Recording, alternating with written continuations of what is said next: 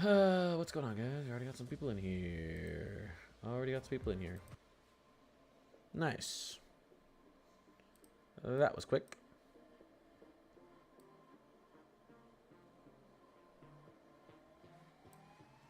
That was very fast.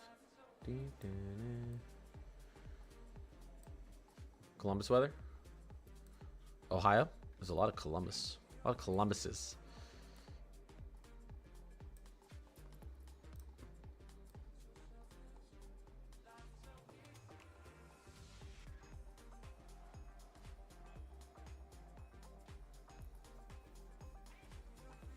What's going on? Asheville? I know a ton of people are probably looking at the 12Z GFS and being like, no, where's all our snow? But doesn't matter if precipitation isn't showing up that far out. The pattern still looks fantastic. I'll say this 18th through the 20th. We'll have to see what happens with our jet here. A little bit concerned about our MJO warm phase trying to push in here and disrupt this very nice cold pattern for the end of January. I don't think it will, but something I've been looking at a little bit. Let me actually move this over to a different screen.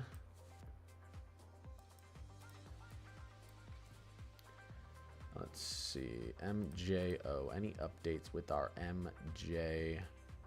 All right. Getting into phase 8 a little bit quicker on the 26th. That's nice. Speeding right through phase 7. That's kind of what I thought, what I was thinking might happen. Maybe we're only phase 7 for 5 days. That would actually be pretty good. Hey guys, we're gonna get started in a second. I just turned on stream. I'm gonna let some people get in here, and then I'm gonna go over everything and answer your questions. Mud Dog, what's going on? I appreciate you. We'll let some people hop in stream.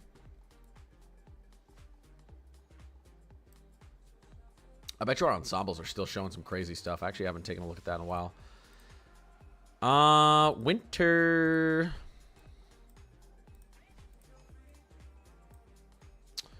Interesting. Let's look at our GFS ensembles. Canadian.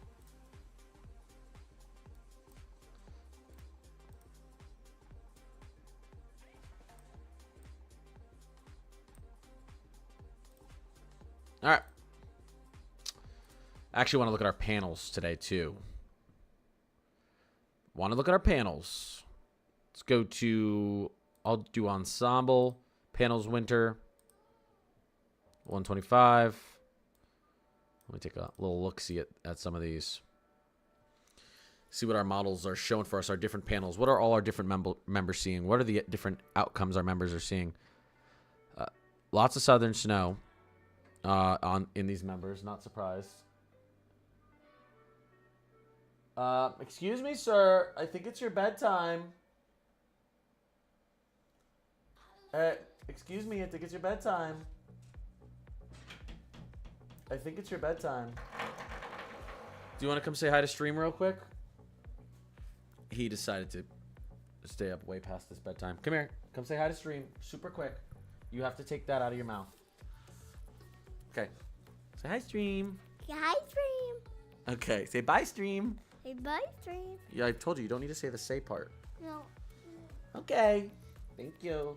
They said hi. They all said hi. Yeah, I'm streaming. Good night. It's my bedtime. Okay, guys. So we have a lot to go over. First thing, I'm just gonna whoa. I appreciate the subscribe, David. Just call me David. I appreciate that sub. Thank you, thank you, thank you. For anyone who doesn't know this, I should probably say this in more streams, but TikTok it can be rough sometimes for a creator. They like to a lot of people like to steal my content, and I've reported it a million times. TikTok doesn't do anything about it. That's frustrating. They demonetize videos all the time for no reason. Like, all my videos are super high quality. They'll literally say demonetize for low quality. I'm like, the heck, I uploaded this in 2K. This is HD. Anyways, I have been really, really making a push on YouTube, and that's where I'm going to be permanently down the road. So if you guys do follow me on TikTok and you want to throw me a sub or whatever on over on YouTube, that'd be awesome. Eventually, that's where I'm going to permanently be. Anyways, here's the first thing I want to say. We're going to address the elephant in the room. Yes, the new model runs don't show a ton of snow in the south or up and down the East Coast. Doesn't matter. Remember, we don't care where precipitation is really past 120 hours out. We don't care. We only look at the pattern past that point. Do we have cold air and moisture available in the region? We still do. So there's no concerns on my end. Let's take a look at the members. We're going to start with this. Do we still have some members giving us some nice snow, mid-Atlantic or in the south? You've got mid-Atlantic snow here. You've got some good Midwestern snow here. You've got a really nice, almost nor'easter style system here. You've got snow stretching from Tennessee up through the Great Lakes region there. Got some snow down into Kentucky, Tennessee here. This is a nor'easter actually on this one. Some snow down through Virginia and Tennessee on this one. You've got some good Appalachian snow here. You've got some nice snow. Well, this is actually, never mind that. You have some nice snow through the mid-Atlantic here. Some snow trying to push down to the south on this model. Some snow into Virginia, maybe North Carolina on this run. Big nor'easter signal on this run. Southern snow nor'easter on this one. Maybe a nor'easter style system on this one. So a lot of members still like our pattern ahead for, you got a nor'easter signal on this member, but that's this member's outcome here. Nor'easter signal on this member. This snowstorm starts in northern Mississippi. Let's keep going through our panels here. Let's see what are the possibilities. What are these different runs think we could see here? Big snow down here in Oklahoma, Kansas, northern Arkansas on this run here. Lots of snow for the Rockies here. Holy crap. Snow down North Carolina. This run right here. You get some more mid-Atlantic snow down into the Carolinas on this run. Maybe a nor'easter style system on this run. As you can see, the only thing we're looking at, I think you guys know this, but the only thing we're looking at when we're looking at, say, the 18Z GFS, we're looking at one member out of the 25 on the GFS. And I appreciate the sub. Who's that? Benthitech. I'm probably saying that wrong. My eyes, I need to make that thing bigger so I can read it. I appreciate you. What you're looking at here is one run on the GFS. It's called the controller operational run. It's interchangeable. And when you look at the Euro, you're looking at 1 out of 50 runs, 1 out of 50 members. The controller operational run tries to be the most accurate with what our current atmosphere is experiencing, the temperatures, the humidity, all the stuff, all the moisture in the atmosphere. But more times than not, the controller operational run doesn't get it right. It's not the member that gets closest to it, which is why we don't really forecast past 120 hours out locally. It's really not 96 hours. But notice we go out on the GFS. What do we have happening right here? Well, a new snow squall warning has been issued. No snow squall warning. Interesting. Idaho. Idaho. Notice what happens here still. 14th through the 16th. You've got a storm system moving off the coast. You've got your 540 line diving down south. You've got cold air pushing out towards the East Coast. Not much to say. Storm system, 540 line is diving into Florida. Jacksonville, it's off the coast at this point. Could you get a nor'easter here? This is the setup you need for a nor'easter, okay? What happens here is your trough digs in, begins to neutrally negatively tilt, and you get kind of a stalled frontal boundary here for a second that allows that low pressure system to ride up the coast. So I don't really care what the precipitation is saying here. There's a setup here. I like it from the 14th to the 16th. And you can see what happens. It begins to really tilt and turn into a snow system as it gets up towards Maine. What will the positioning of this storm be? What you would like to happen is this to dive in a little bit farther west, and then you really get that pulling up the coast, and suddenly it goes from no snow to 2 feet of snow for everyone. Is that going to happen? I don't know, but the pattern, like I always tell you guys, there's a signal there. So we'll watch it. What happens here? Again, you get your jet collapsing. Here's your 540. Your jet collapsing pretty far to the south. Now, does it stop here? Does it go a little bit farther south? If it dives a little bit farther south, suddenly you end up with snow in the Carolinas, Tennessee, maybe portions of northern Mississippi, Alabama, and Georgia. 240 hours out, we'll have to see. Cold air is getting pretty far south here. Now, the GFS has pulled back on a little bit of cold air around January 20th. This is the 18Z, though, off-hour run. But watch what happens right after it. Here's another trough. Here's more moisture riding up the coast. Here's more cold air trying to dive down towards the Gulf. And the consistent thing we've been continuing to see on the runs is there's a lot of moisture available out here in the Western Atlantic, Gulf. I think our subtropical jet's helping us a lot during this time frame. So, still like what we're seeing here. I have one small concern. And it's that if we do run into an amplified phase 6 and 7, I know it's funny, but it just is what it is. 6 and 7 from the 16th of January to the 26th of January, when this is the period when we are expecting our coldest air, when we have the best setup oscillation wise. This would potentially be the completely counteract it, because this is warm for December. This is cold for December. So, do we get the perfect setup?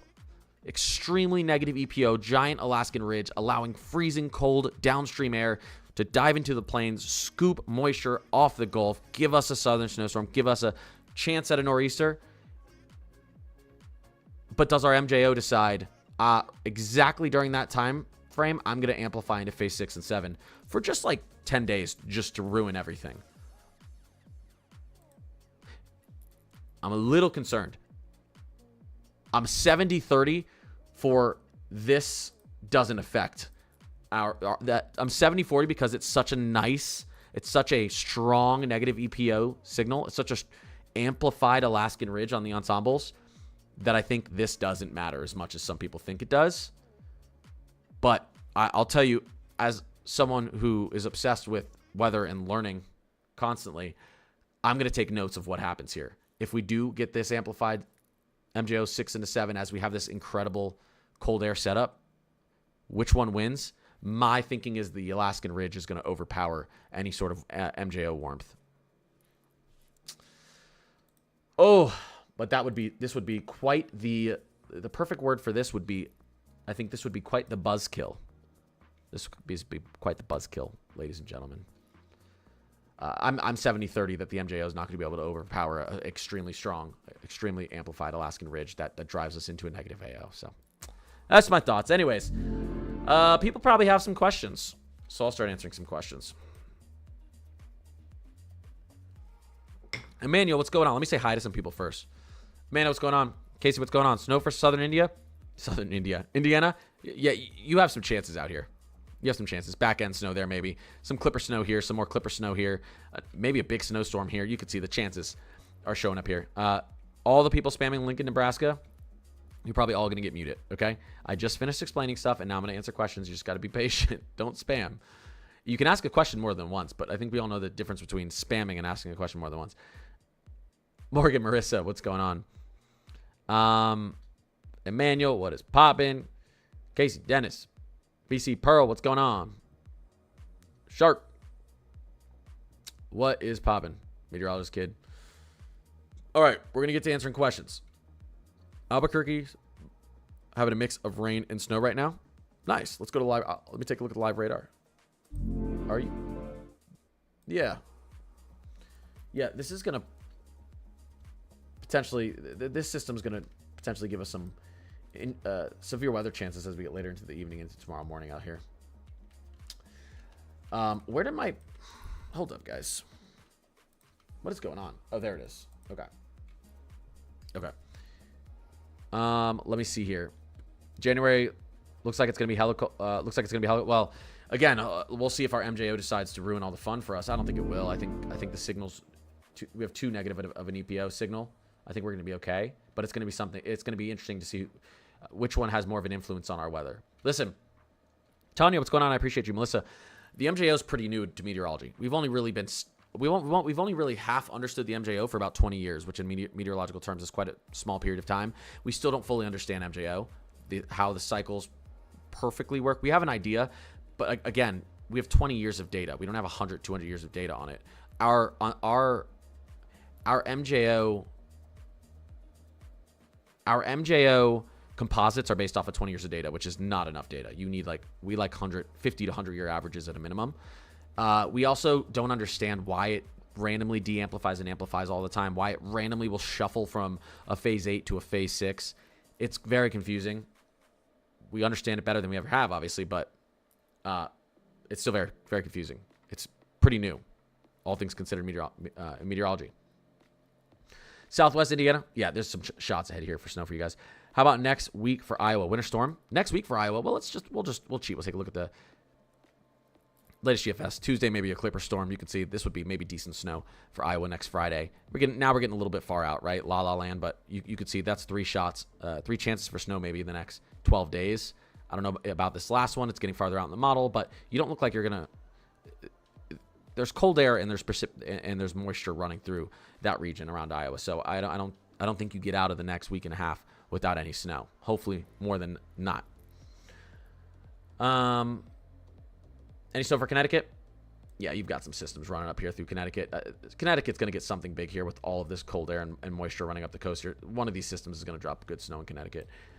What are the odds for snow? Well, that's my opinion. What are the odds for snow in middle Georgia? Not too great.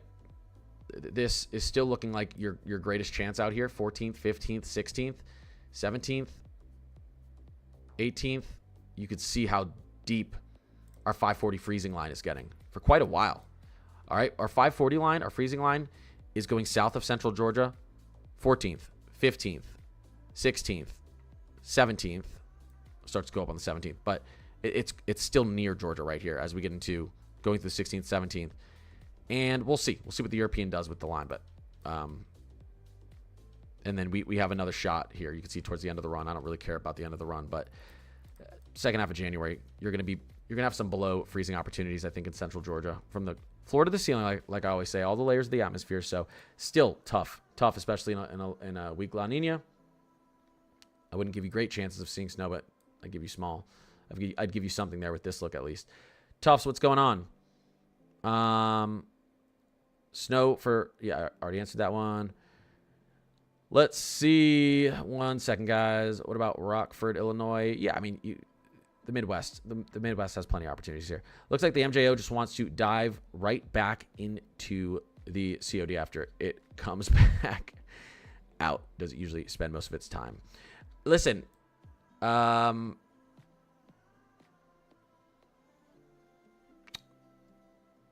I don't think it's gonna amplify and then de-amplify like what's being shown here. I don't think this is gonna happen. But it could. Up, straight back down. The MJO forecasting gets pretty rough after 2 weeks. So that being considered, I don't know what happens past this point. We could end up, what we would like to see is this thing going like that, pushing out into 8 and coming around into 1 like this. Woo, that's a lot of cold air and maybe some snow for late January into February if that happens. So we'll see. But I don't think it's just going to de-amplify again, but maybe it does. I'm just giving you my opinions. That's happened multiple times now already. So, and it spent so much time de-amplified there over the last, 2 to 3 weeks? Is it just going to reset again? It's possible.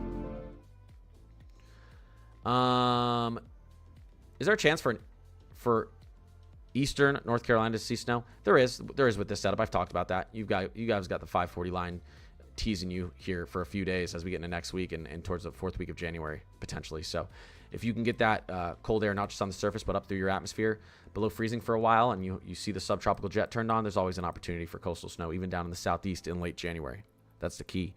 Late January into early February is a very good opportunity for you guys, just because that's obviously the coldest time of the year and you need that extra cold air to get snow into those areas. MJO can be cold in phase 6 and 7 with other teleconnections in the right spot, so I wouldn't worry too much about the MJO. Yeah, in January, if you were to look at the composites, it's an MJO phase 6 and 7 is warm. But yes, our teleconnections can move around where that warmth actually sits. And that's why I also talked about how our composites are only based off of about 20 years, which is nothing. It's not a lot to go off of. So that's why I'm not super sold that this MJO goes and amplifies into phase 6 and 7 and ruins all of our cold and snow potential for the second half of January. But I wanted to bring it up to you guys because I want to be honest with you guys. That's my only concern here. Winter is bad. Cold Arctic will be bad if it happens. What? Could New York City see a snowstorm January 15th to 17th? Very well could. You've got a storm system riding up the coast, and you've got freezing air, below freezing air, out into the Atlantic, right off your coast. You've got freezing air up and down the mid-Atlantic and New England coast, and you've got a big storm system out here. This is just about 200 hours out. There's plenty of time for this storm system to shift in. There's plenty of time for this trough to move in farther west, allowing for the storm system to develop up the coast. There's lots of things that can happen here. That's why I say watch the signal. Don't pay attention to where the precipitation is out here right now. Doesn't matter where the precipitation is out this far. The model has no idea if it's going to be raining or snowing out here. It does do better with troughing features and moisture. Okay, moisture in a general region out this far, not the exact storm track or local precipitation. What's your professional percent chance of seeing snow in New Jersey by January 25th? I give you like a 75 or 80% chance of seeing at least a couple inches, at least a couple of accumulated inches. Of seeing 6+ inches, I'd say maybe 30 to 40%. This is a really, really good time frame for at least some accumulation into New Jersey, and you see multiple opportunities here. I'm really rooting for the big one, for a nor'easter to return during this time frame, because we've been in a drought, and I really like how this looks right here around the 15th through the 17th. But we'll see. We're seeing this flop back and forth. I mean, if we go back to what was it? Well, this is the 12Z of the GFS, but you go back to yesterday. We all know what we were seeing yesterday, right? This is only 2 runs later. This is what we were seeing yesterday. The only difference between this and the latest run is, notice, the trough, it just begins to tilt a little bit farther out to the west. Our storm system develops up the coast. You move forward a little bit into our off-hour run here. Only difference is now our system dives into the states a little bit farther here to the east. We still don't know. We still don't know where this enters. Does it enter here? Does it enter here? Does it enter here? You probably want it entering here, allowing time for this system to really grab, really tilt, and begin to develop that system up the coast. Philadelphia, yeah, that's obviously what you're rooting for as well. What is the prediction for the central states? Here, let me see. Does the Climate Prediction Center give us? Yeah, this is important. We have a new temperature outlook, by the way, from the Climate Prediction Center. Here's the temperature expectations over the next 8 to 14 days from the Climate Prediction Center. This is pretty new. I think this came out today.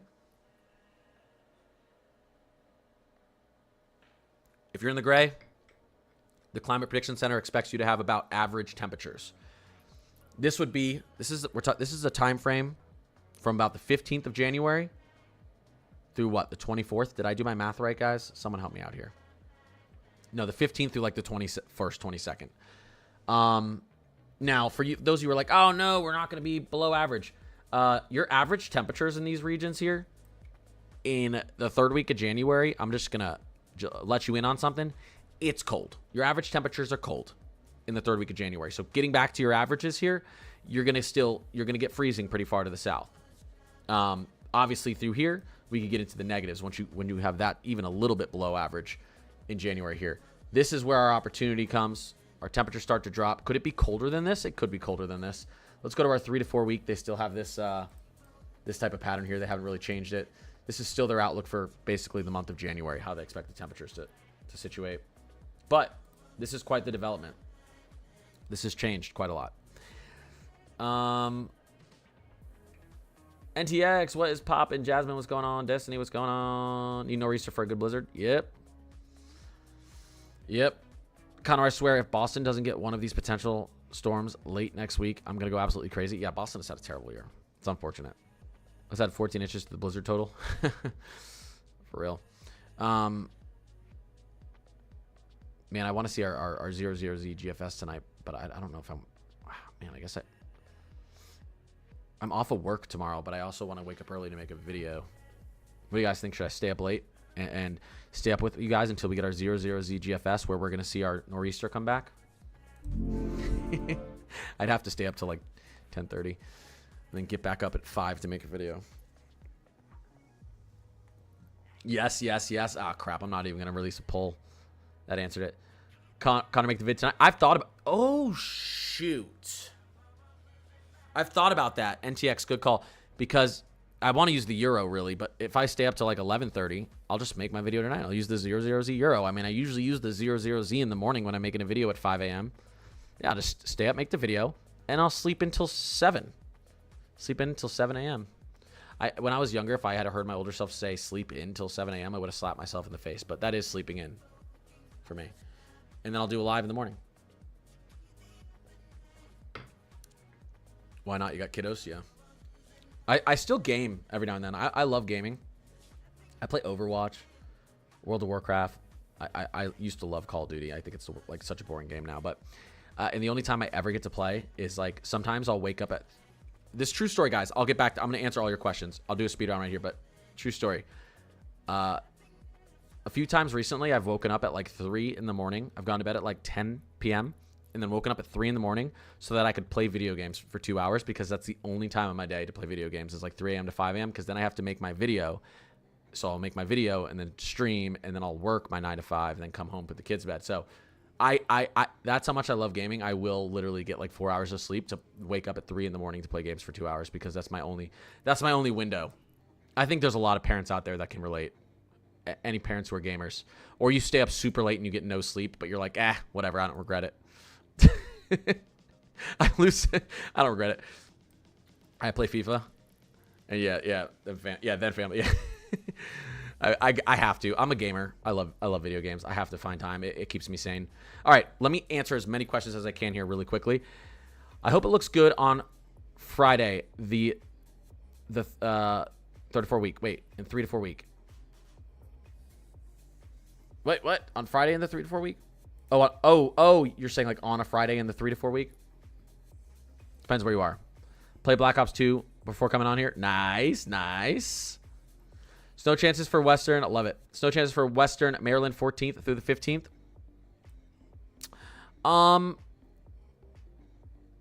Do you have is there a favorable pattern? Do you have above average chances of getting snow in that time frame? Yes. Your chances of getting snow specifically 14th, 15th, 16th in Maryland are higher than normal. Why? Our models love you to have the freezing air in place, and all of our globals are putting a lot of moisture out here. You can see it. They don't know where it's going to be. So I can't tell you if you're going to get any snow at that period, but yeah, I mean, it's a nice look for you guys. You need this. The angle of this trough is going to do everything for us. Please enter in right here. We need the trough to enter in right here.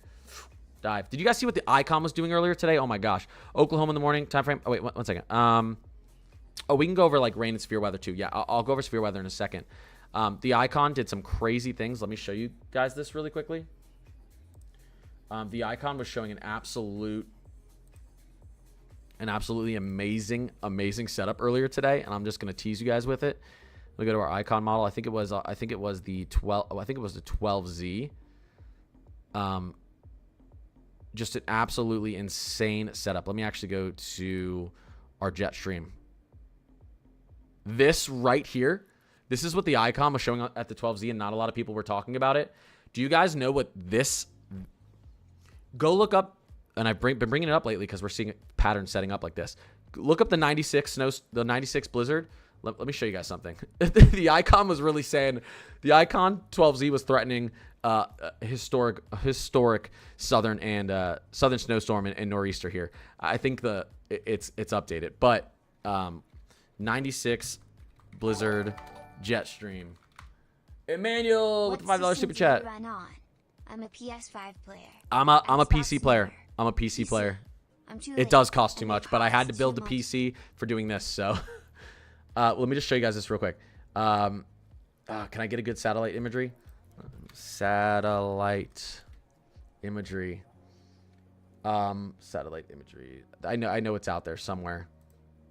You can kind of see it here. This isn't a good. Okay, so the 96 blizzard. Let me blow this up here. You can kind of see it here, guys. This is our trough right here, and this is the storm system that followed it up. Okay, look at that, and look at what our 12Z icon was doing today. Look at what our 12Z icon was doing today. Holy smokes. That is a mega southern and mid-Atlantic blizzard if I've ever seen one. Unfortunately, it was the icon, so I didn't even make a tweet about it or an X about it. What do you guys call it? I don't know. Didn't even talk about it because it was the icon, and I don't trust the icon. But that's exciting to look at as a meteorologist and someone who likes snow, or for a meteorologist or weather enthusiast and someone who likes snow. That's exciting to look at. Emmanuel, I really appreciate that. Wait. I gift Galaxy if he says, happy birthday, Lamar Jackson. Happy birthday, Lamar Jackson. Snow in Texas. The pattern. Look at this out here. Watch it. What? Psh, Arsh was serious. Arsh, the man. Yes, there's a chance for snow in Texas with this pattern too. We'll talk about it right here. And I got to go over the severe weather. Arsh, holy crap. I really appreciate that. Thank you so much. Thank you so much. Seriously. Pearly, I appreciate that. Thank you, Arsh. Okay, yeah. I mean, listen. Here's your freezing air into Texas, right? You get some snow into western Texas. Maybe this is Lubbock, northern Texas, Oklahoma. There's opportunities here. There's a lot of cold air. Also, we're talking about where this trough enters the states. Could it enter farther west? Yeah. Now, obviously, if you take a look at the Climate Prediction Center's temperature outlooks, the further east you are, I think the better chance you are of getting real cold air. But, and I was watching something on Weather Bell today, one of the videos, and he was talking about the setup. I don't want to freak anyone out, but he was talking about the setup that we have going into February, and he was bringing up how it reminds him a lot of February 2021. Does anyone? I don't. And this is speculating, right? Because it's an outlook, so we don't know.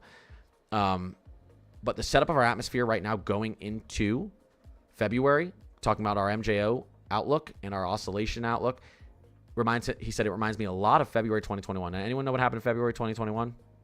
This is like the main meteorologist on Weather Bell. So he's oh my God, I'm forgetting his name. I'm forgetting his name right now. I forget his name right now. Yeah, Joe Bastardi. So I respect his opinion a lot, but I'm like, I don't even know if you guys want to put that. I don't even know if we want to put that out in the universe, right? Yeah, deep freeze. Yeah, Texas snowstorm. I don't even want to put that. And it wasn't like a fun snowstorm. That's when like everyone lost power and the windmills fell out. That was like the freeze of the century, right? But he was talking about how we had such a similar setup moving into February, and he was showing the setup, how identical they are, how identical right now our outlook through January looks like the outlook through January looked in 2021 moving into February. Now there's plenty of times for things to adjust, but I thought that was interesting. But to get something like that, like the February freeze 2021 in Texas, you need the perfect series of events, and we're probably not going to see the perfect series of events again, but I thought that was interesting. What are the chances northern middle Tennessee can get good snow? I know some of you are probably like, bring it on. Northern middle Tennessee could get good snow. We have great opportunities here. Right here, we'll see. This is 87 hours out. We don't see much right here. But watch our Bear Clinic boundary. I always tell you guys, you see where the 540 line meets our 546 line. We can get whoa. Chloe, Stevie, Jemby, I appreciate you. Illuminated TV, Tanya, holy crap. That's a big gift. Thank you guys. You guys are being extremely generous tonight. I really appreciate it. Now I have to stay up late. With the stream and wait for the 00ZGFS. You guys are awesome. Texas doesn't need that. Yeah. Texas freeze. Yep. That's right, Deshaun. What are the chances of northern middle Tennessee getting good snow? I'm thinking faster than I'm talking faster than I'm thinking. Bear Clinic boundary here. When you get this running over your region, you get the chance for snowstorms here, regardless of if the precipitation shows up on the model or not. So I like that. I like your chances here. So better chances than we've seen for Middle Tennessee yet this winter. Whoa. Holy crap. Lake, I appreciate you. What's going on? Stevie, thank you guys. What I'm showing here is, if we're talking about the Ohio Valley snow chances, a little bit of light snow moving through the Ohio Valley early next week. There's an opportunity. I think there's an opportunity here as we get into the middle of next week. We've got another opportunity out here as well. I'm not going to go too far past this. This is next weekend. Maybe 3 chances for snow in the Ohio Valley, including down into Tennessee next week, Monday to Sunday. Will one of these verify? It's possible.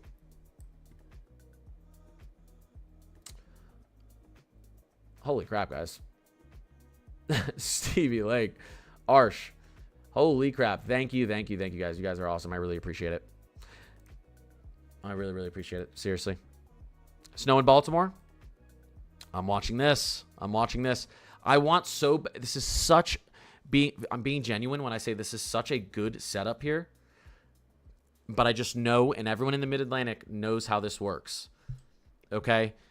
If this storm system is, if this storm system is here and not here, that's the difference between a foot of snow in the Mid-Atlantic and, from DC to Boston or here, right? If it's here, you're all rain. If it's here, you're a foot of snow. If it's here, you're literally dry. You're just cold and dry. That's why nor'easters got this name. It's like the big name nor'easter because they're rare, but when they happen, it's the perfect situation. Because when they happen, they only happen when you get a low digging into the Gulf, a low and freezing air digging into or a low developing off the moisture and warmth of the Gulf, and that cold air trough digging, and then it pulls all of this moisture off the Western Atlantic, which is extremely warm. It's the perfect recipe. You have one of the warmest bodies of water in the world. You have Arctic air coming down, and you have the Western Atlantic that typically is running above average to here. And that just allows for a rapidly deepening low pressure system. So now we typically were seeing a nor'easter almost every year, every other year. We were in like a 4-year drought.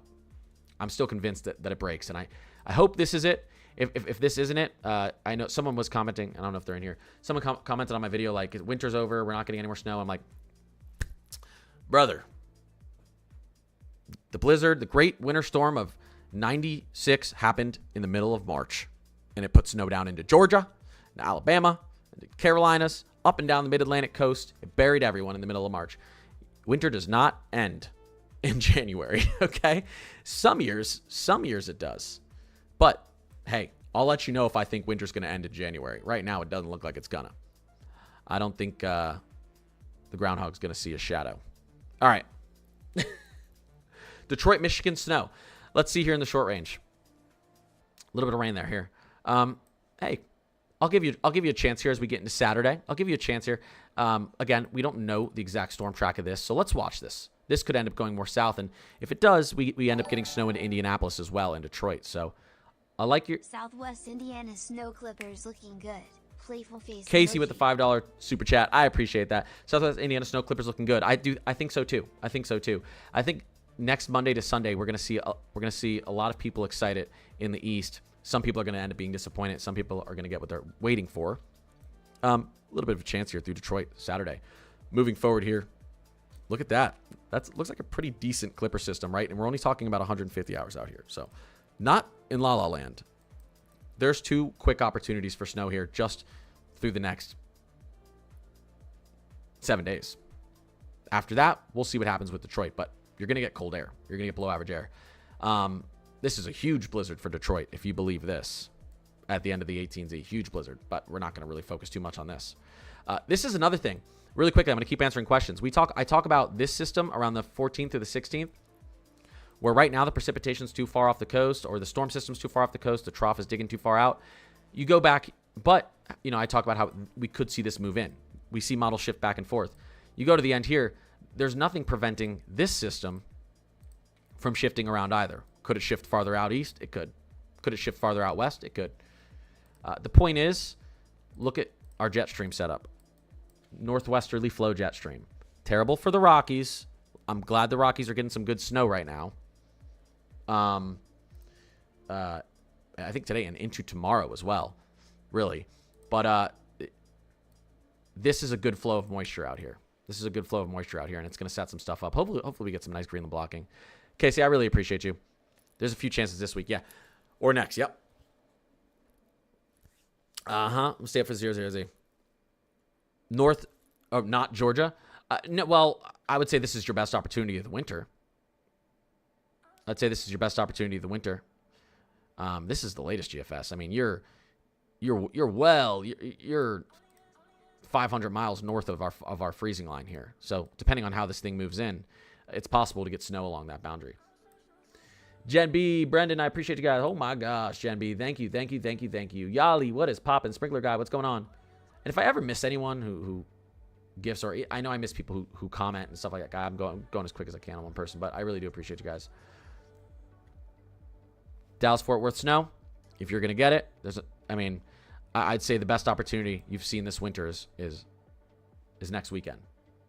I don't typically care what's happening 200 to 230 hours out. I like what our ensembles are doing right now. I like the consensus. It's the only reason I'm even considering what's happening 200 hours out on the model. Typically, I'm not really. I'm kind of throwing this away. I'm always here watching. Trust. Hey.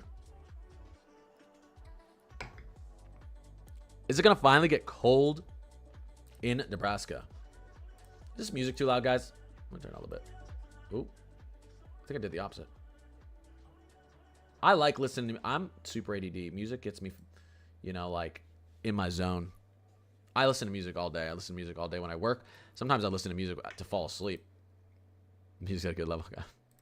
All right, let me keep answering your guys' questions. And 00Z of the GFS is going to start loading in not too far from now. Gen B, I appreciate you. Is that Tennessee Blizzard still on the models? You know, like I said, there's a few Blizzard opportunities on the model here where, you know, and they're all out east. You've got an opportunity right here. I know you don't see the precipitation. Don't worry about that. I know you don't see it in the reflectivity. Don't worry about that. And then you got an opportunity here as well. We don't really know where this thing's going to be located. So a lot of big southwesterly flow on this jet stream. Again, the one thing that's going to really make me upset is if our MJO,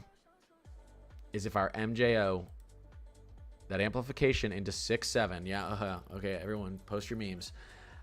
If the amplification into 6.7 ends up counteracting this fantastic EPO setup. Back to late night streaming, I love it. Yeah, I do like my late night streams. The reason I do try to do more morning streams is I have to get up and make my videos before I work. So I have to get at 4 a.m. to make videos. It's tough to do late night streams. But it's working for me right now. So I'm trying to do more late night streams. I only need 4 or 5 hours of sleep. I'm usually pretty good. I'm young enough. I don't need 8 hours. I'm not too old and I'm not too young, right? When you're, you know what I mean? 20s and 30s, 5 hours is good. You can run off 5 hours. 5 hours in Red Bulls all day, baby. Really quickly, just to show you guys. Oh, severe weather. Oh my gosh. Yes. Sorry. Severe weather. Holy crap. Let's get into this real quick. After I'm going to talk about severe weather quickly.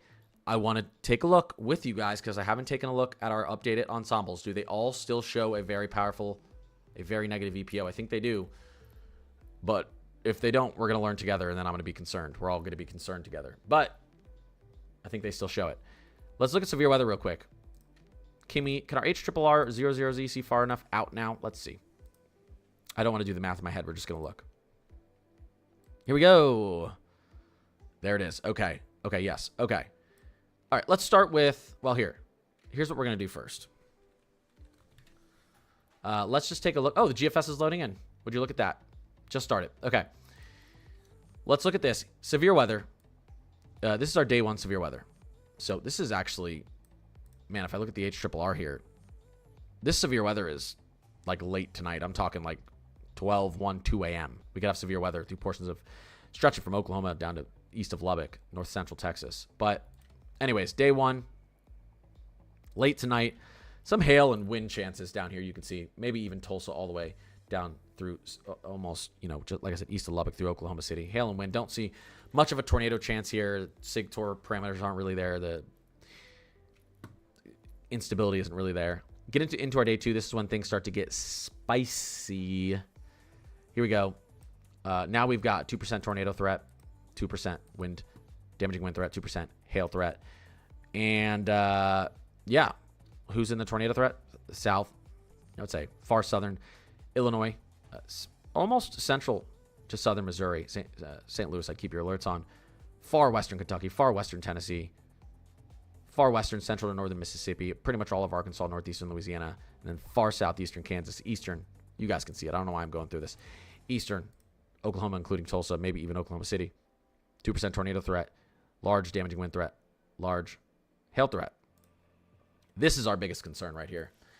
The SIGTOR turns on, the instability turns on. Tennessee, Arkansas, Mississippi, Louisiana, Alabama. You're in a slight, large marginal around that. We could definitely have a 5 maybe even a 10% tornado risk. Definitely a 5% tornado risk. This could go enhanced as well. Let's take a look at the progression of this. Here we go. This is tonight. This is getting into, you could have severe weather starting through this region as early as, we'll call it 3, 4 in the morning. And that severe threat lasts all the way until about, I mean, it just transitions off as we push through the morning. This is about 6 a.m. Strong storms moving up through Oklahoma City, up towards Tulsa. As we get towards 8 a.m., when people are driving to work, when people are on their way to work, let's watch what's happening up here. Central to eastern Oklahoma. Now, I don't really see much supercell formation here. You can see on the reflectivity, not seeing anything too crazy. Let's take a look at our SIGTOR really quickly going into tomorrow. And I'm going to transition our look a little bit farther up here in the central U.S. Let's take a look at our SIGTOR. SIGTOR parameters. Interesting. You see what starts to pop up here in eastern Oklahoma. Now, this is getting into Thursday afternoon. Arkansas, you're looking a little too spicy. Arkansas. Let me actually, well, I'll explain to you what I see. Right? This is not a lot of CAPE, 700 joules per kilogram of CAPE, but 324 storm relative helicity, surface storm relative helicity, 42 knot, low level shear, possible hazard type, tornado 2.0 SIG layer, effective layer SIGTOR param. You could get a spin up here. You could get an F1 and F2, I think, at the most. And you can see as we get into later into the night, pushing all the way maybe into 9, 10 o'clock later into the evening, we continue to see this threat in southern Missouri as well. There's not a ton of CAPE, though, guys. The instability isn't crazy. If you have a ton of shear, you have a ton of potentially violent rotation with that storm relative helicity, but I'm not seeing a ton of CAPE, and I'm hoping that keeps Thursday pretty nice. Meaning not too bad. Friday, wow, yeah, okay, so let's actually go into the Rufus for Friday. I don't really like what the HRRR is doing there, but really not seeing a crazy amount of SIGTOR as we get into Friday. Let me look through this here. We are seeing it portions of Louisiana, Mississippi. I'm gonna have to actually zoom out here really quickly. I'm going to have to just go back to the national map. And you can see what's happening down here. Yeah, it looks like we'll see. Obviously, it looks like the greatest tornado chances are going to be somewhere down here, central to southern Mississippi and western Alabama. Let me see if I can let me take a sounding out here. The instability, I just don't see a ton of instability. Okay, let me pull. Friday's not looking actually that bad with these latest model runs. Let me go into surface-based CAPE. And I think it's just all the instability issues. Where's the instability? I guess here. A little bit. This is not a lot of instability. Last thing. Okay, this isn't looking too bad, guys. I'm actually liking what I'm seeing here. From the perspective of not here, let me look at the 850 millibar height. 1 second. Tons of shear, which is the issue. You can see it here. Tons of shear. Not a lot of instability. So here's the problem. This could be a high shear day, high shear, low instability day. And you can get brief, strong tornadoes in a high shear, low instability day. You're not going to get long track, long lasting tornadoes in a low instability day. They're not going to have the energy to maintain themselves. They're not going to have the heat release in the cells to maintain themselves. So could we get some bad spin ups on Friday? Yeah, but it's looking more and more like a high shear, low instability day. I feel like I should call my boy Mesomat because this is his stuff. Let me give him a call real quick, and then I'm gonna get back to answering your questions. He's severe weather is his forte. I mean, I love talking about severe weather too, but he's a little bit more obsessed with it even than I am. So let's call Matt real quick just to check in with him and see what he thinks. So I can't believe I just said that out loud, guys. I'm not supposed to curse on stream. Freaking snow in the south ain't happening. It's 70 degrees today. The temperature today has nothing to do with the temperature tomorrow. In fact, typically the coldest temperatures come right after the warmest temperatures because warm air pools in front of a cold front. So actually, if you're very, very hot in the south, a lot of times that's a sign that you're going to get very, very cold. The warmest temperatures always come right before big cool downs because, like I said, warm air pools up and amplifies right before cold air pushes in behind it because it gets your warm air gets forced up in front of the cold front. Hi, Matt, if he answers. He's not answering. He'll call me back, though. If you're running like 40 degrees, 30 degrees above average in the middle of January, that you're probably only 24 hours away from a big break of cold. Sarah Bear, Melissa, what's going on? Okay, anyways, yeah. So, I mean, like the way I'm looking at this, I'm not so sure Thursday doesn't end up being worse than Friday, guys. So, anyways, I'm not overly concerned about anyone with the latest outlook here, but you guys know where you are. Southern Plains through Dixie Alley, portions of the Ohio Valley into the southeast. Pay attention, especially day 2, day 3, so Thursday and a Friday. Pay attention. Keep your alerts on, though. Although, it looks like a downtrend with severe weather. It does. Let me answer some more questions, and then we're going to take a look at our ensembles, and we're going to see if we still have that strong negative EPO and that strong cold and snow signal moving forward here. Stuart, Florida forecast. My mom lived in Stuart, Florida for like 20 years. I was there all the time. Every weekend. Florida looks pretty dry here in the short term. Maybe scattered showers, but Florida looks dry and above average until we get you guys could see a nice break of cold air. Where's it going to be? Where's it going to be? There it is. Lots of nice cool air moving in as we get into potentially next Sunday, this upcoming Sunday afternoon, evening. And then we're pretty cold Monday, Tuesday, maybe even, I'd say late Sunday into Monday and Tuesday coming up here. You guys are going to probably experience some well below average temperatures. And then look what happens as we get into the following weekend. You guys could see temperatures 10 to 20 degrees below average in Florida. So a little bit of a cold air getting ready to unload in Florida here. Not in the next 3 to 4 days, but you're in that, like I said, as we get into Sunday and then through next week.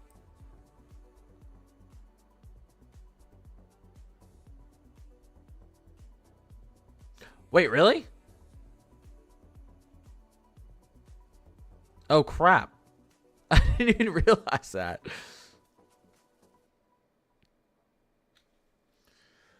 Lindsay Watkins. Oh, my gosh. Philly snow soon. It's possible. Okay. Well, you know. A lot of stuff happens in life. Utah next. That's crazy. I didn't realize that. Utah next storm cycle. Sure. Here, let me go in here real quick. I need to open the window in here. All these monitors and this computer's making me hot. Yeah, I just put that together, Lindsay. Yeah, you guys dry up out there. Look out west. A little bit of positive PNA ridge building for a while. I don't know if you get a real opportunity of snow here. I think this could end up being farther out west. I think maybe this is your opportunity next weekend, but this is like 200 hours out. You guys are going to be dry for a little bit.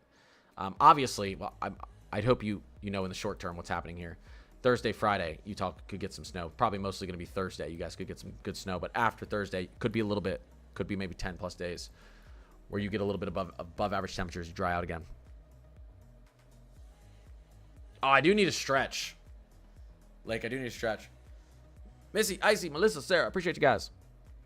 If all 3 of the snow chances connect, how much snow you think Eastern Tennessee will get in the low elevations? Man, if all of them happen, 8 inches to a foot. Well, it depends because I don't know how significant each one would be. You know, that's hard to say because it could be way more than that. All right, guys, I got to stretch. Oh my gosh, I can barely touch my toes anymore. Holy crap. I forgot I was working all day sitting here as well. Let me open up my window real quick because as Nelly said, it's getting hot in here.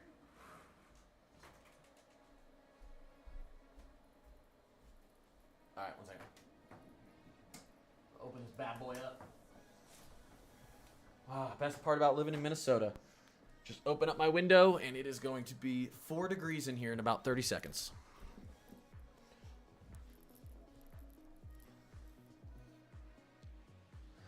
I will take a foot of snow, so will I. I want to see the GFS that's loading in. The latest GFS is loading in. We're not seeing too much yet. It continues to move this snow system to the north, though. Suddenly, Minneapolis is getting snow Thursday into Friday. This is an issue for me because I'm trying to fly out of Minneapolis exactly at this time frame here. So this is an issue for me, but whatever. I don't like that the storm has been shifting north. Any snow for Philly coming? Well, yeah, there's a good setup here in the 3rd and 4th week of January. The closest best setup for you guys is right here. Even though you don't see snow, you've got a somewhat dry, cold air driving out towards the coast here, and you've got a nice, your subtropical jet, like I've been saying, turned on. You've got a lot of moisture out here. You have the chance for a storm system to develop and ride up the coast. I like this time frame here. We'll see. The positioning of this trough in our jet here is going to make a big difference. We probably want it like this, so it has a little more time to tilt. Our QLCS possible in South Carolina? No, I don't think we'll get a band that far out. Let me see something real quick. I don't think we'll get a squall line all the way out there. Rufus. Severe weather. Reflectivity. Hey, look at that. The Rufus is trying to put a little bit of a QLCS out there as we get into Saturday afternoon, Saturday evening. It looks pretty weak though. Definitely, it's looking weak. Weak sauce.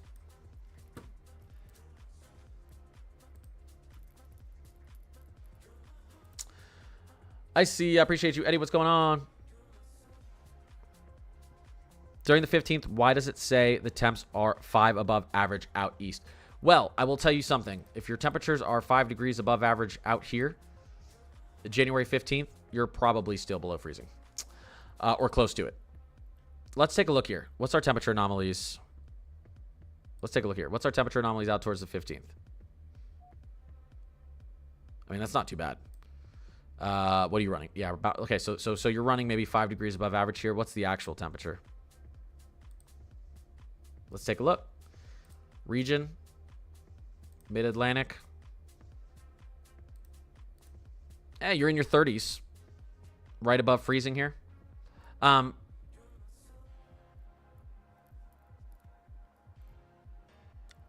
just going to circle that right there. 198 hours out, so I'm not too concerned.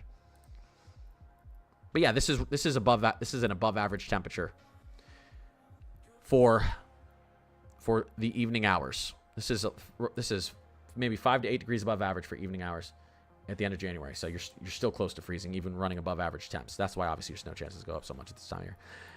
Oh, how about the ensembles? I did say we were going to talk about that, and then I got to keep taking questions. European ensemble. Let's take a look. I'm nervous, guys. I'm nervous. 500 millibar height anomaly. I'm nervous. All right, we're going to have to take the 00Z Euro.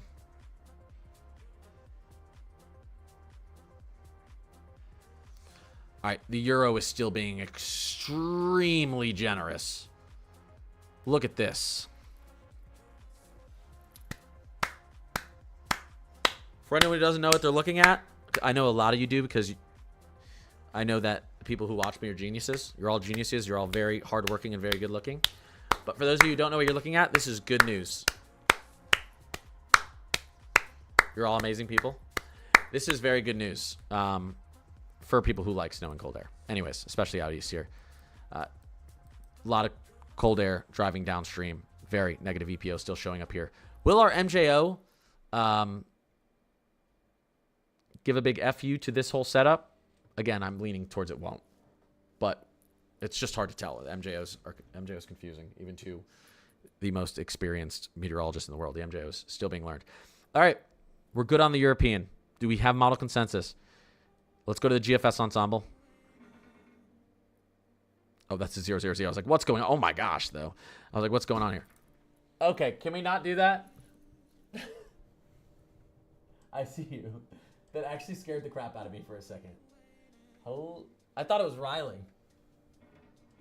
Okay, my wife Actually just scared the crap out of me, and I was trying to not act scared, but she jumped at the window, and then I looked outside, and I actually didn't see anyone, but it's because she was ducking. Okay. All right, we'll look at the 18Z. Do we see a really negative EPO? Look at this, guys. Good. We still look good. We're still good. We're still good. We're still good. Good model consensus. We like this. This is what we want. Now, what we would actually want is like, this blocking to go up like that, but that's like super rare, right? We still have higher heights over Greenland. That's going to help stall out a front here, possibly. So, Canadian Ensemble. What do we have? Let's push out. Pretty good. Notice the Canadian Ensemble, though, drives a lot of this air a little bit farther west. Canadian Ensemble would maybe leave us hanging out here. Luckily for us, well, I don't know. I'd actually say the Canadian and GFS are on about the same level. I think you can trust them both the same, but it's 2 out of 3 with the major models. Really still liking a very negative EPO, Alaskan Ridge. There's multiple reasons why we like this. If you want cold air, below average air, and some snow chances into the south and up the east coast. This time of year, you get a large Alaskan Ridge. It pushes into our tropospheric polar vortex. It slows that down and makes it unstable. And that cold air is going to dive into the mid-latitudes. And unlike the stratospheric polar vortex, when the tropospheric polar vortex is disturbed, the cold air comes right in within the next few days. We're not waiting 3 weeks for it. It disturbs the tropospheric polar vortex, and that Arctic air dives south. And this downstream, especially the southwesterly jet stream flow, a lot of times allows that cold air to dig into the Gulf here. And that's when you get opportunities for southern snow and your nor'easter. So, still looks good. Still looks good. I want to get back to answering questions. Let me just get one quick update on our teleconnections. European AI, AO, we're negative. NAO, we're negative, but we're going somewhat neutral here. The control takes it quite negative there. Still, not a bad look there. Not a bad look here. Our mean, our control are negative. European weeklies, oh, that looks beautiful. All the way out until about the 29th. This still looks very nice for us. This is a cold trend. Again, I think the MJO is the only thing that screws us, if anything screws us here. NAO, the mean tries to stay negative almost until the end of January there. This is all a good sign. There's nothing bad here. You can see what's happening on our GFS extended. This is the best one yet. Very negative mean and control for the Arctic Oscillation, and then the North Atlantic Oscillation as well. I never called that. NAO. So, it all looks good. Pattern looks favorable still. Not if you're in the Rockies. I hate to tell you. But for folks who haven't seen anything down here, for people who haven't seen anything out here, and with cold air and the pattern looks like we're not going to be running 10 to 20 degrees above average here. So, you want that if you want snow in the Midwest and in Great Lakes region, all that type of good stuff, Ohio Valley. All right, let me get back to answering questions. 00Z GFS is loading in. Here's the latest on it. That shifted a little bit north. Well, this may end up being a little bit more snow for Chicago than expected. This is a southerly trend from this. All right. Big snow for central Wisconsin Saturday. Still looking pretty good. This is actually, I think the snow looked bigger for Wisconsin before. I think this is actually a downtrend in snow for Wisconsin. This system has continued to kind of move a little bit to the southeast. This is going to end up being better snow for central to northern Illinois than expected, and for portions of Michigan than expected, if we see this trend continue. New York City, we're still watching that 14th to the 16th time frame as our first opportunity, but there's opportunities behind it with the trends we have ahead here as well. Any weather impacts for Bears and Packers fan Saturday night? When will it get fully done? Probably about 20, 30 minutes to GFS. Something like that. I'm ballparking. Maybe a little bit longer. Wait, the Bears-Packers game is Saturday night?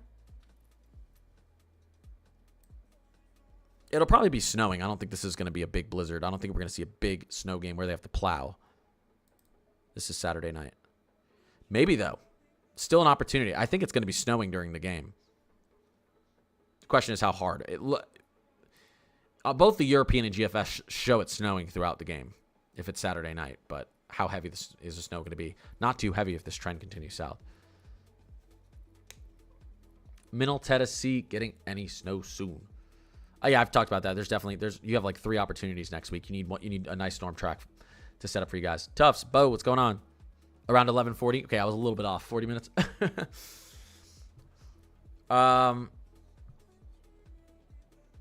You want that orange color near the Gulf for moisture, right? I don't know what we were looking at when you said that, but we were probably looking at something that was relating to.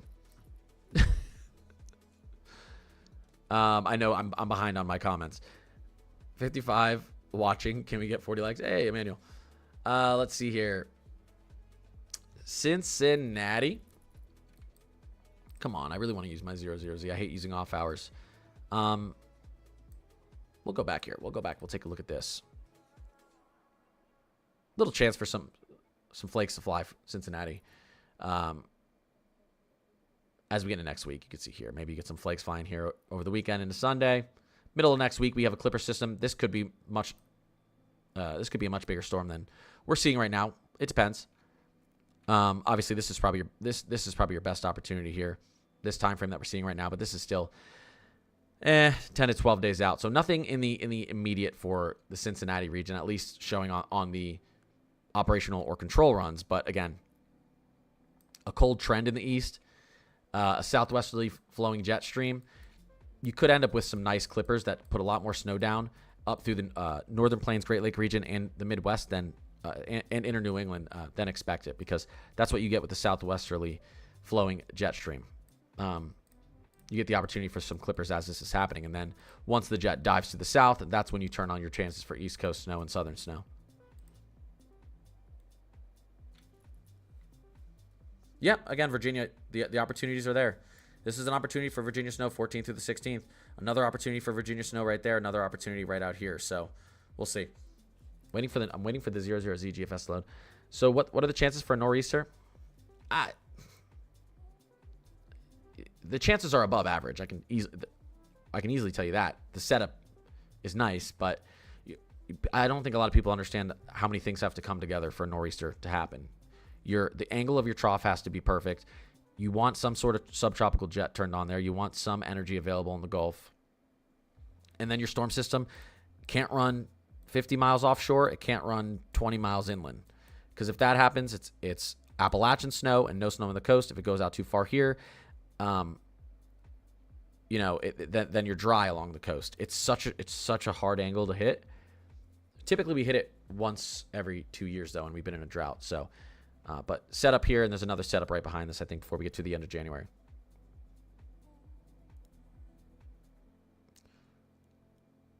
So, snow for Aspen, finally, been colder. Yeah. Tomorrow you get probably some nice snow falling in Aspen. How long is it going to take until the east side of Newark, Ohio gets 7 inches? Where is that? Newark, Ohio? 7-inch snowstorm. It's been 9.5 years and 613 days since you got more than 9.5 inches, or more than 7.5 inches. That's it. You're obviously paying attention to that statistic. That's pretty specific. Yeah, the new GFS run is loading, but we're waiting on it. It takes a little bit, guys. We're only about a quarter of the way through this.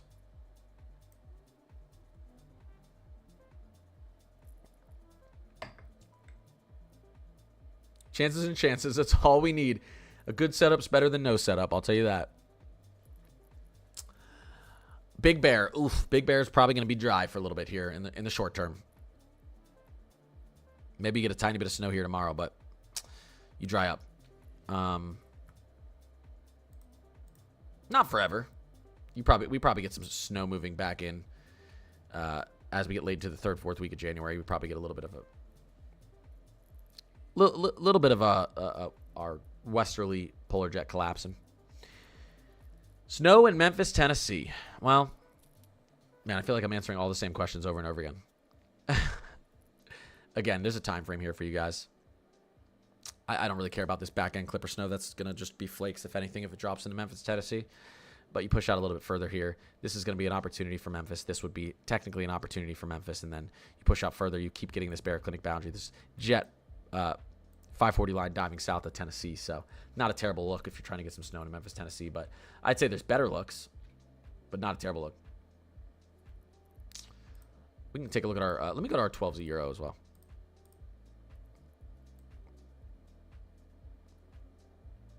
Look at that. And I forgot what the 12Z Euro is doing here. Look at this. Strong storm system. Really cold air. The Euro still loves the chance of a nor'easter on the 15th. Kind of far out, guys, but not terribly. 8 days. That's such a good setup. And then, obviously, the Euro is saying, hey, let's put some snow into Arkansas, northern Mississippi, maybe even northern Georgia, northern Alabama, Tennessee, Kentucky. Look at that. That's another great opportunity for snow for everyone in here on the Euro. The Euro is being even more generous. So that was the 12Z of the Euro. The 00Z Euro is going to be really fun. The 00Z of the Euro is going to be really fun, I think. But whatever. We're getting the GFS first.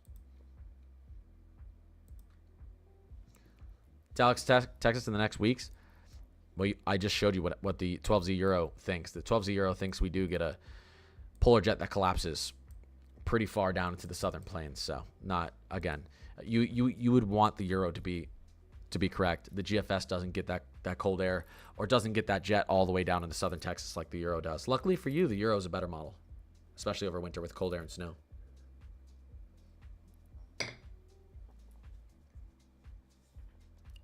Hi, what's going on? What's going on, Mason? The constant ridging and mild temperatures have ruined my chances of getting it. But with a much more favorable pattern, hopefully I get it. Yep. You know, a lot of times, actually, a lot of people don't understand, like, some of the biggest snowstorms happen when you're actually right on that borderline of the warmth. You know, that's, like I always say, Bear Clinic boundary, the cold and warm air. You actually don't want to be too cold. I still would rather, I hate when it warms up over winter, so I'd still rather be in some pretty cold air, because eventually that cold air flips, and when that warm air pushes back into it, that's when you get your snow chances. All right. New GFS run. It's up. We're letting it load. I can't make it load any quicker. It's here. It's trying to put oh my God, it's trying to develop a second snow system off of this. Trying to give us an opportunity for some snow up here, and some good snow up here. Northern upstate New York, Vermont, New Hampshire, and Maine. Maybe even Massachusetts there as we get into late Sunday this week. Come on, let's load.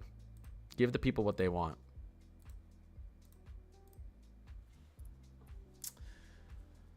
More cold and snow means less severe weather and less tornado outbreaks.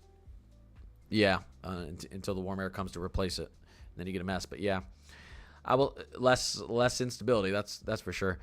I will start deleting comments. Connor has answered. Well, you don't have to do that. I mean, don't worry about it. 1 year ago today, DC got a solid 6 to 8 inches of snow. Yeah, I remember that. I was in Levittown, PA, just north of Philly, last year, and it was supposed to drop that much snow where we are, and it shifted south at the last second. Do the Appalachian Mountains have an effect on snowstorms getting past the windward side? 100%. If you didn't have the Appalachian Mountain Range out here, you get a lot more snow along the coast. a lot of storms run into the elevation and are kind of forced upwards and dump a lot of their snow before they continue. There are certain times where the Appalachian Mountain actually provides you cold air, where you get cold air buildup in the mountains, and then you get kind of a system that moves through, and it actually allows for colder air to settle in east of the mountains. You get that type of effect too, just like what happens east of the Rockies. But I'd say they're more of a negative for snow than a positive.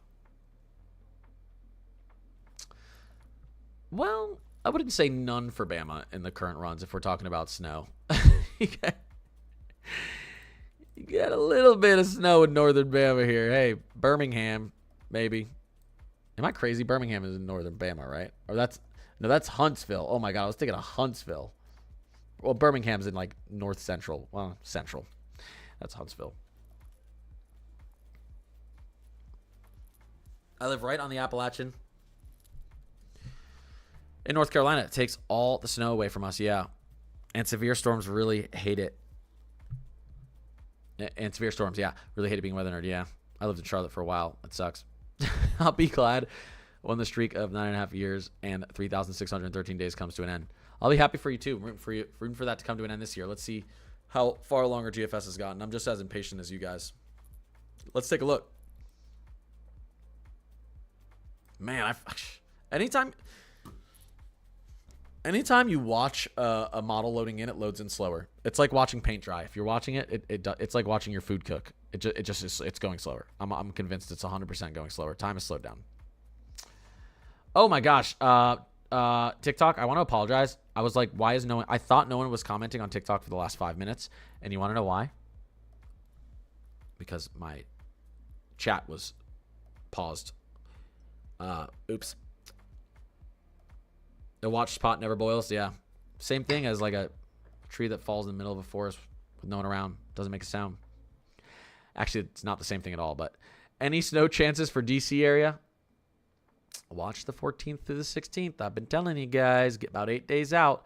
If you're asking me when your chance is, that's your first good chance. I'm not telling you you're going to get snow 8 days from now. I'm telling you there's a nice setup for a big snowstorm for you guys 8 days from now. Setups don't always lead to big snowstorms. But I'm telling you the truth, that your odds for snow are higher than normal in that time frame. So we'll see. I got 8.5 inches of snow in Jersey in December. You think I will get a bigger storm in January? I know you guys did pretty good in December, all things considered. Well, listen, if this bad boy digs in a little bit farther west, yeah, you're going to do better in December, because then this would drop 2 feet of snow in Jersey. So I don't know. Maybe if this thing sets up correctly around the 15th. Would it be a La Nina or El Nino next year? Probably an El Nino. Very, very likely to be an El Nino year next year. El Nino years, next winter is likely to be an El Nino year. This upcoming hurricane season and next winter are likely to be El Nino. El Nino hurricane seasons are typically more mild, quieter, too much shear across the Gulf and the Caribbean and Western Atlantic. And El Nino winters typically give you a better shot for snow in the south. More chances for snow, but your bigger snowstorms happen in La Ninas, but more chances for snow and below average temperatures in an El Nino in the south. Hamilton with the Galaxy. Holy crap. You guys have been amazing tonight. Hamilton, I appreciate you. I know that's probably not your name, but I can only call you guys by the names that I see on TikTok and YouTube. I appreciate you, seriously. Can you show the AIGFS? You want to look at the GraphCast? This is supposed to be our best model. Is it? Oh, yeah, the 00Z is loading in. Good point. Let's take a look. Okay. Okay, that looks pretty good for Chicago snow right there. Getting into Saturday. What happens here? Okay, here's the latest. Oh, nice little clipper up into New England here. Okay. See, here's the issue. The GraphCast, look at where this thing is pushing down into the States. This would send our snow offshore. Now, luckily, even though the GraphCast is supposed to be the best model, it's missed a lot this year, which is interesting. They're saying this thing is going to be able to predict weather perfectly 16 days out in the next 5 years. I don't know, but based on how it's been performing this year. But if the GraphCast were correct here, this would not be good. This would not be good for snow up and down the coast. Although this would probably be a powerful clipper right behind it. This could actually end up putting 5 to 10 inches of snow right through this region. You're below freezing, and there's a lot of energy here, and there's a low pressure that's actually deepening. So the GraphCast says no to your nor'easter, but then gives you a beautiful heavy clipper system, probably for DC, Baltimore, Philly, New York City, maybe even Boston right there. So GraphCast is taking a little bit away from you, but it's giving you something else. And the GraphCast is still loading. Look what happens here. I don't know that the GraphCast doesn't try around the 18th or 19th to put snow through here. It's still loading. We'll see. So not all doom and gloom. It's actually not too bad if you think about it there. European AI. What's our European AI do out here? Still giving you a really, really, really close shot here. Nor'easter setup. It's not quite there, but there's a chance here. Again, 8 days out. The European AI and the GraphCast try to put a nice little snowstorm through here, through this region. Again, we're talking about next Friday. Try to put a nice little snowstorm through there, and then again, look at the European AI, kind of like the GraphCast. Our polar jet's really far to the south, so Snow coming in Tennessee? Possibly. 80-degree weather in January is crazy. I know. I'm going to Florida tomorrow, and it's supposed to be like the highs in the low 80s the whole time. I'm excited. It's nice on vacation. I don't want that year-round. I mean, I grew up in Florida, so. This is the 00Z. It's starting to load a little bit more. I don't like what's happening right here. Let's take a look at the 00Z and 18Z. What's the difference here? Here's the 18Z at this time frame. 00Z. I'm looking at this right here. Where's our trough beginning to dive? All right, there's the 18Z. 540 lines going straight through St. Or there's a 00Z. 540 lines going straight through St. Louis. We go to the 18Z. It's north, but we also have our 540 line farther out to the west. Let me go back to the 00Z. I don't love what I'm seeing here. I think this might run our snowstorm off the coast. Let's continue to watch it load, though.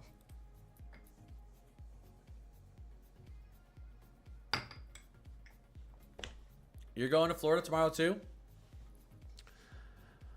All right. Well, let's meet up in Fort Lauderdale on Saturday. Just kidding. All right. Well, if you see me, say hi. It was 84 on Christmas Day in Oklahoma. Ugh, gross. Sadie. Hamilton, I appreciate you. I love that air dancer. I love the air dancer gift. You know, the one that goes like...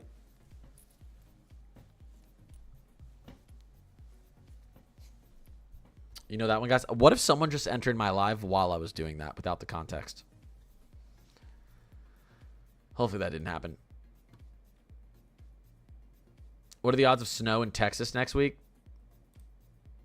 I'm going to be super generous to you and say 15%. End of next week.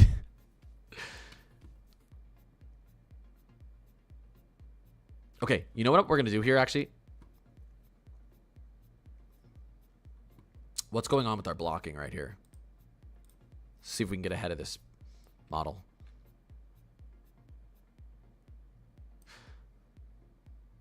Okay, so even though this is entering pretty far east, you notice what's happening as we get towards the end of this right here? Our heights are amplifying out here. So we're starting to get a block out to the east and through this region. Maybe we do get a stalled front here. Maybe our front starts to stall here because of this blocking. It's starting to amplify a little bit at the end. We'll see. I don't want it to enter this far east, though. You don't want it like this. You'd probably want this looking more like this. Blues. But maybe we do get a stalled front. Are we going to get some serious blocking as this develops out there? I mean, you can see what our jet's doing.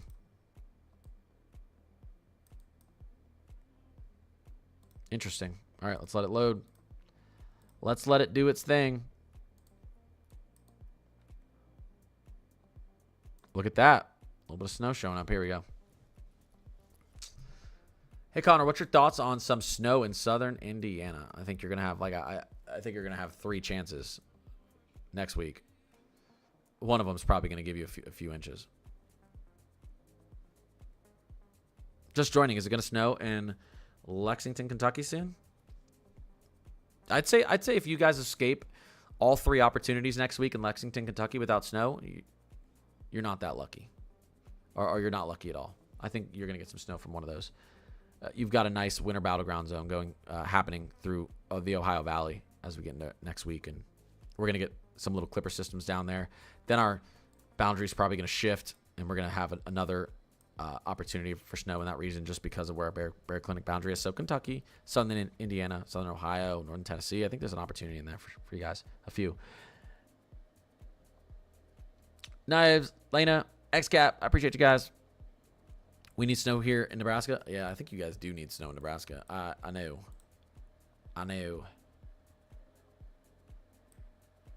Okay. We like this. We like what's happening here. Let's begin to shift south. We're watching the new GFS loading, guys, so we can... latest breaking news. Hey, look at that. snow for southern Indiana. Ain't that crazy? Ain't that just crazy? 7 days out. 7 days out. Give me 2 seconds. I'm going to be right back. We're going to continue to watch this load in, and we're going to see who's getting lucky here. Twin Cities, we may end up doing a little bit better than expected from this thing. I'd say on the high end, someone could get 4 inches, and then the Twin City low end, maybe an inch from this system Friday. It's been, or Thursday night into Friday morning. It's been shifting north, so, little clipper there. Not much. I honestly think there's a better chance for snow in the Mid-Atlantic, and I honestly think there's a better chance for snow in this region, for good snow in this region, than Minneapolis in the next 10 days. Like, I do. I think it's a more favorable pattern for you guys down there. It's winter. I thought it was spring. What? Sadie said, whoa. Minnesota was pretending it was spring today. I know you say that. Like, I know. It got up to 39 degrees or 40 degrees in Minneapolis, and we're like, oh, my God, it's spring. Everyone down in the Southeast is like, I wish it would get to 40 degrees. Everyone, like, at my job today, we were talking. I was on a WebEx, and they were like, holy crap. They were like, I almost didn't wear a jacket to work. It's so hot outside. And I'm like, guys, the high today is 40. And they're like, yeah, well, we're from Minnesota. I'm like, yeah, clearly. There's like a meme I saw that's like, when the temperatures are above 32 degrees in Minneapolis in January, and it shows a bunch of people in shorts and tank tops on like a patio at a bar. It's like, I didn't realize that's true. If it's over 32 degrees in January, people are wearing shorts in Minnesota. Felt like it was 45. Yeah, Marissa said it felt like it was 45. It was so warm. 45 is cold. I'm here to tell you, 45 degrees is cold. I did live in Florida for 23 years. Then I lived in LA for 3 years. Then I lived in Charlotte. I've lived in very warm climates for the most part. Did the graph cast load? Yeah, I need to take a little bio break here in a second, but really quickly. Okay, I like how this is moving in. I like how this snow is moving in. I like how this trough is moving in.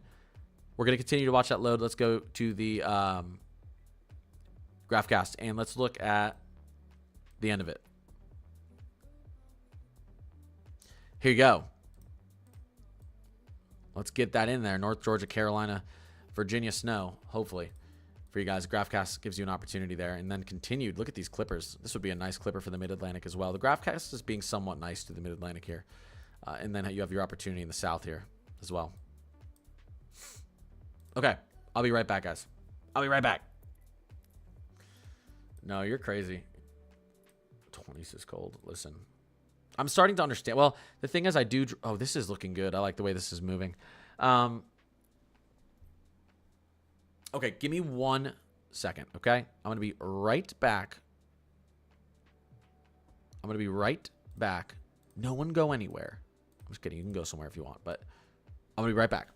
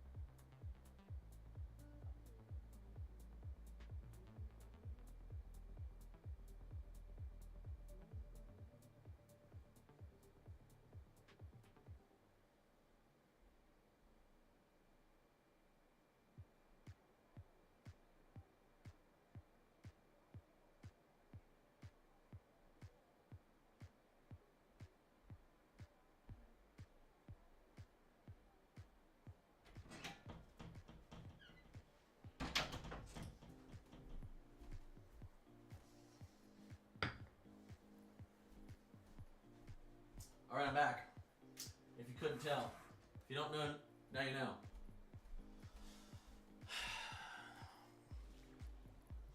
Did I miss anything? Blizzard in New York City next week? Yeah, guys. Join my Discord. Jump my Discord. It's awesome. Right. Maybe now that I haven't been in here refreshing it every 2 seconds, we can see something more exciting. Okay. We've got a little progression. Oh!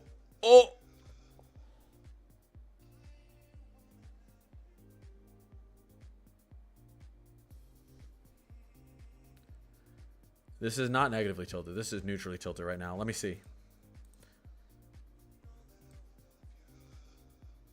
Oh, that wants to. Oh, this wants to go negative so bad.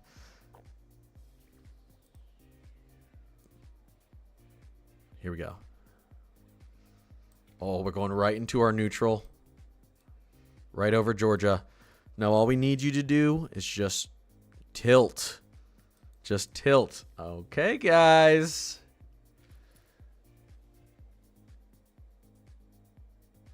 Money shot. I mean, yeah, it's a weird way to put it, but kind of if you're looking for a nor'easter. I think that term is used for a different industry. All right, let's see here.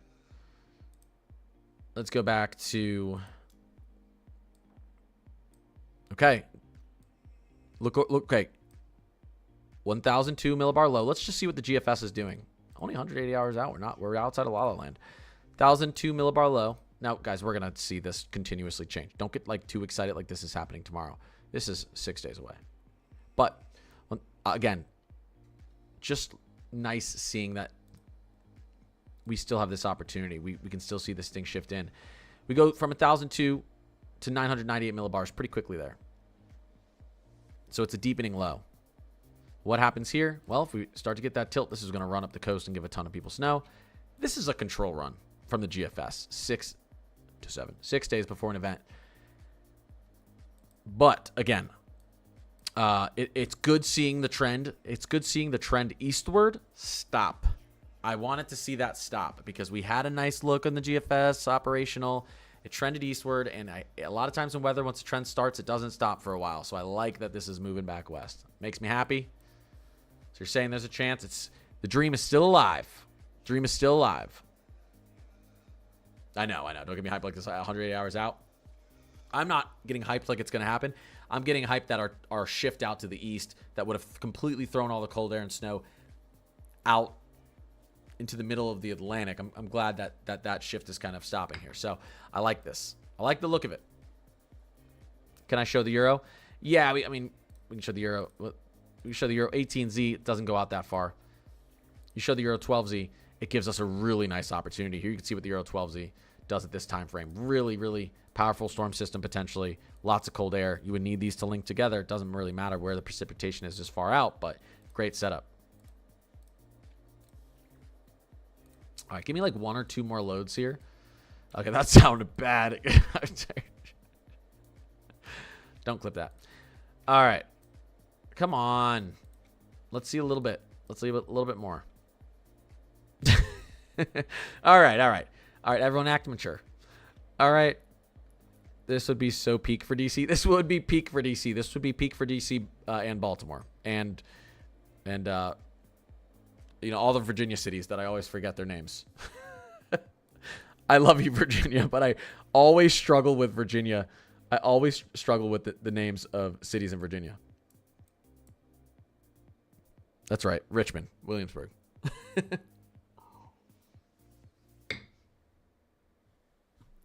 sounded really bad. Clip it. Oh, Lord. No. Stream after dark. I know. I'm going to have to start making my stream 18 plus if I keep making accidental jokes like this. All right. So it goes. It's getting down to 997. You could see what's happening here. This is maybe an inch an hour snow falling through this region. Now, it looks like this isn't going to... Do we have enough energy for this to really continue to intensify? I think you'd really still want this pattern to shift farther west, this trough to enter slightly farther west, really dig into the Gulf. This isn't tapping into that Gulf moisture as much as I want it to. This is no 96 blizzard is what I'm trying to say. But we saw this shift slightly west, and now suddenly you have a kind of, I would call this a baby nor'easter on the models, where you don't get 1 to 2 feet up and down the coast, but maybe you get 6 inches to a foot up and down the coast. So good little trend back west. We'll see what this, if the Euro shows this tonight. That'll be exciting. They're moving. They're getting some consensus again towards this time frame. We're not talking about 14. We're not talking about 2 weeks out. We're talking about in under a week, maybe 6 days out. So not in forecasting range, but this is definitely not in La La Land. This is a realistic situation that, you know, someone's going to get snow probably from this setup. Hoping it's a little bit in the south for the East Coast. For people who haven't seen as much in a while. Charlotte has been in a crazy drought. But this is far out. Showing a hit usually doesn't happen. Again, though, I'm not looking. Don't pay attention to the precipitation. I'm paying attention to the fact that our trough, our system that could develop a southern snowstorm and a nor'easter. I'm paying attention to how we saw the models shift that trough to the east and kind of erase our chances over the last couple of model runs. And sometimes you see trends in weather where that continues, and something you were hoping could happen, it's not going to be realistic. I'm watching the patterns here, and I like seeing the pattern shifting back west, because if it continues to shift west, inevitably someone's going to get snow. It might end up being through here. It might end up being through here. The worst thing that can happen for people who like winter and who like snow is this to go east, because if this continues to trend east, all the snow ends up in the ocean. And you know what? The fish don't need snow. The fish do not need snow. We want someone out here to get snow, right? They don't need snow. Look at the Canadian. Uh-oh. What happened on the Canadian? Nothing. But it is loading. It's loading in. You're right, though. We'll pay attention to what's happening here as it loads in. The 00Z is loading. So we'll go back to that in a little bit.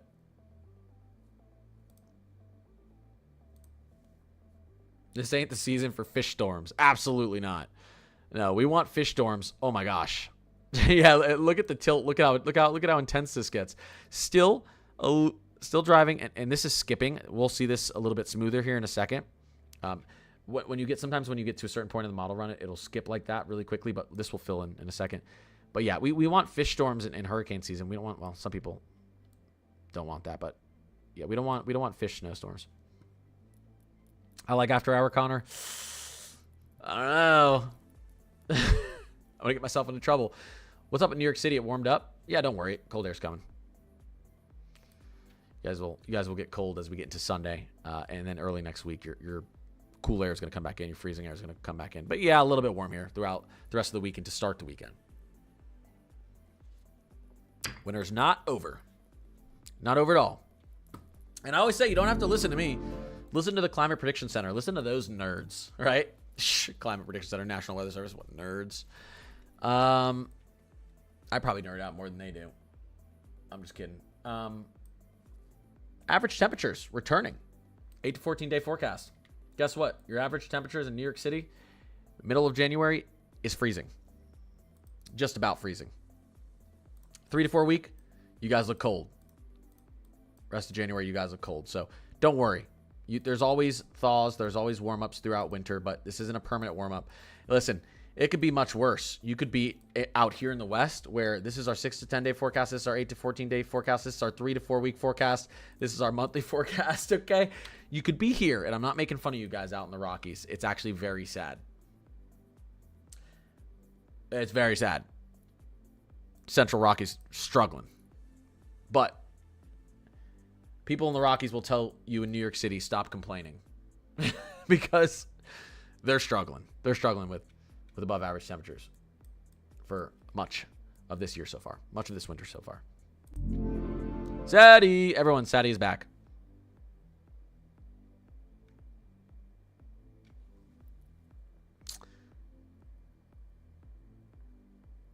Why does the GFS show these flashy runs and then take it away the next run? Yeah. Well, Emmanuel kind of answered it. Well, every time a new run. Okay, so our 00Z. Let's see what the GFS is. Okay, so the 00Z runs are completely new data. Twice a day, weather balloons are released into the atmosphere all over America, and we're like the only country who does that because, you know, we just are, you know, when it comes to weather and movies and the entertainment industry, I guess when it comes to a lot of stuff, but yeah, we do weather really good here in the States. Except for the fact that our best model is the European model. But I don't want to talk about that right now. But yeah, we have a lot of weather stations across the United States, unlike other countries. And all of our airports have the ability to, most of them, put up weather balloons. So twice a day, we get data from all over the country, and it tells us what's happening in the atmosphere above our heads. That data is plugged into algorithms for the 00Z. And outside of the US, we use satellite data for the 00Z and the 12Z. So midnight and 12 in the afternoon. So those runs typically perform better because it's fresh data. Our 06Z, 6 a.m. around, you call that. It's not really. But our 06Z and our 18Z models just adjust that data for the time that's passed and with just purely satellite data. So our off-hour runs, the 06Z and 18Z, aren't as good as our 00Z and 12Z runs.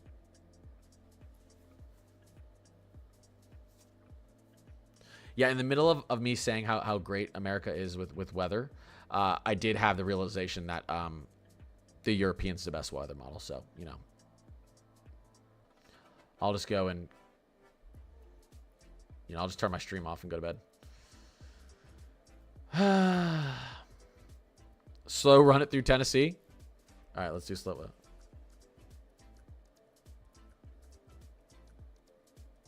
I'm way more excited, obviously, for the Euro. Euro performs better in winter. All right, here we go. That's a little bit of Nashville snow. Some nice eastern Tennessee snow, right? But again, don't pay too much attention to where the snow is here. I would pay attention to the fact that we still have a nor'easter set up the 14th through the 16th. A pattern. Nice pattern there.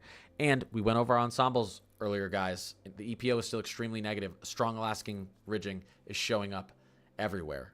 The consensus is strong there, so the force is strong with this one. Those cities in Virginia close to Carolina are the coastal cities: Norfolk, Suffolk, Portsmouth, Virginia Beach, Chesapeake. The names you were looking for. Thank you. Those are them. I know those. The models, GFS is about halfway done, maybe a little bit more than halfway done. I will tell you what's happening here too. The GFS, this is good for you guys if you want some southern snow. Our polar jet is consistently still collapsing. This is still collapsing very far to the south here. So, good sign. What does ridging mean? You see how there's a bunch of blue out east? This is troughing. What's typically associated with troughing? Your jet stream is flowing like this. This is called a southwesterly flow, meaning the winds are flowing from the southwest to the south. Northwesterly flow, oh my gosh, meaning your winds are flowing from the northwest to the southeast. What's up here? Cold air. So you get this type of flow. This is bringing in Canadian Arctic air down into the south. Let's pull out to North America here. Here's our ridge. Your air under a ridge is, it's usually more of a southwesterly flow. Air, your winds, your moisture, your air is moving in from the southwest up towards the northeast. What's down here? The equator, warm air. If you're under a ridge, you're pulling in warm air from the south. If you're in a trough, you're pulling in cold air from the north. So troughing is associated with cold air, and ridging's associated with warm air. But what happens with ridging, as well, is a ridge is associated with a high pressure. So in a high pressure, you have typically converging winds. Well, you do always. Converging winds in the upper layer of the troposphere. The troposphere is where all the weather happens on planet Earth. It's where we live. The upper levels of the troposphere, you have converging air that hits each other and is forced down. That air that's forced down doesn't allow for any precipitation to form, so you typically get a lot of dry air under a ridge as well. The opposite happens typically with troughing. You get a lot of diverging air. You get air running away from the trough into the ridge. It's actually kind of the other way around. But you get diverging air. So you get air up in the troposphere that's moving away from each other, and you get low pressure systems that form. And you get a lot of moisture associated with your troughing. A lot of dry air associated with the ridging.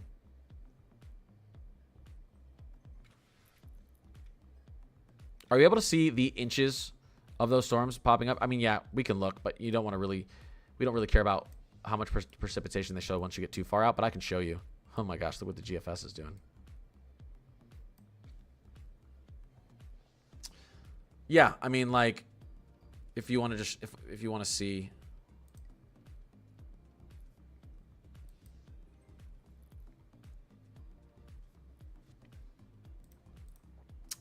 Now, this thing moves 30 miles to the west, or dives in 30 miles to the west. You're probably under a foot of snow here. Right now, hey, look at that.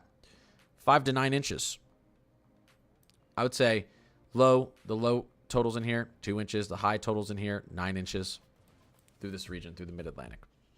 Don't really care, though, what this is showing this far out, because we don't exactly know how this storm's going to move through yet.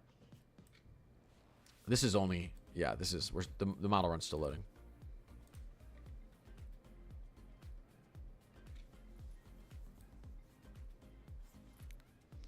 I want to see what happens here.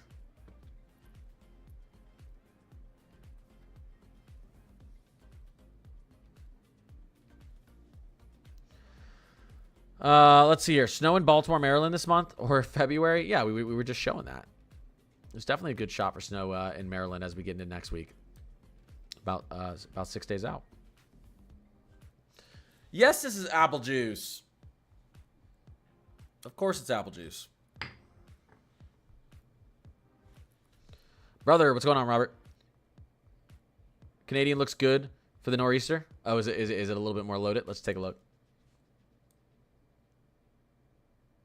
For anyone wondering about severe weather, I went over it earlier. What are we talking about? What Canadian are you looking at? The experimental?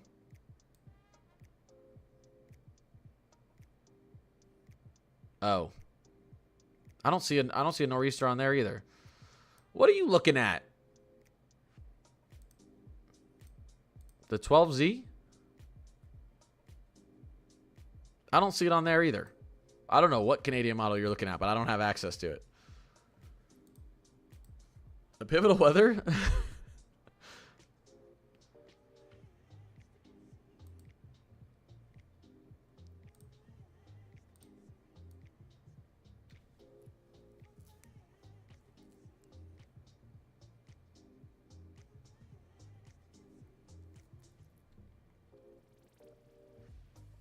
It looks good for coastal New England on here. Not too great for the mid-Atlantic. This would probably only be a couple inches of snow. Let's see here.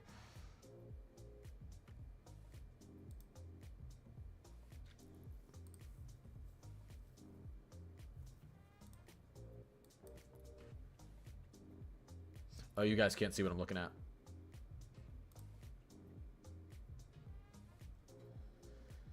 New York City to Boston, not too bad. This is the GDPS. So why is my GDPS not showing this? Why is Weather Bell using a different? Well, this is the parallel.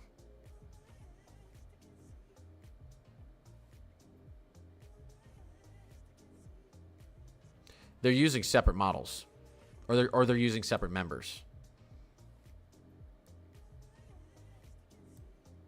I'm actually slightly confused.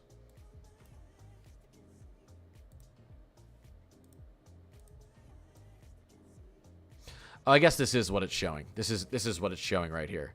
It just doesn't look as impressive. It doesn't look that impressive on Weather Bell as it does on Pivotal Weather. I wouldn't even really call this a nor'easter. I wouldn't call this a nor'easter. It's close.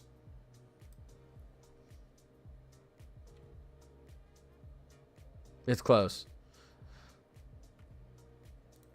All right, here's the latest what's going on the GFS, guys. Interesting here. There's your more southern Indiana snow, like I talked about, into Kentucky as well. It's into Cincinnati that someone was asking about.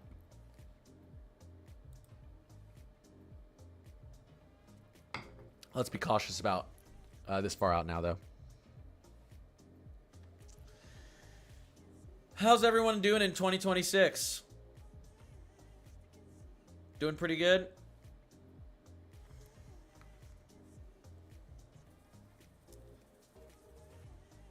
Wacky wacky. It's been a quiet year so far. Nothing crazy's happened, you know.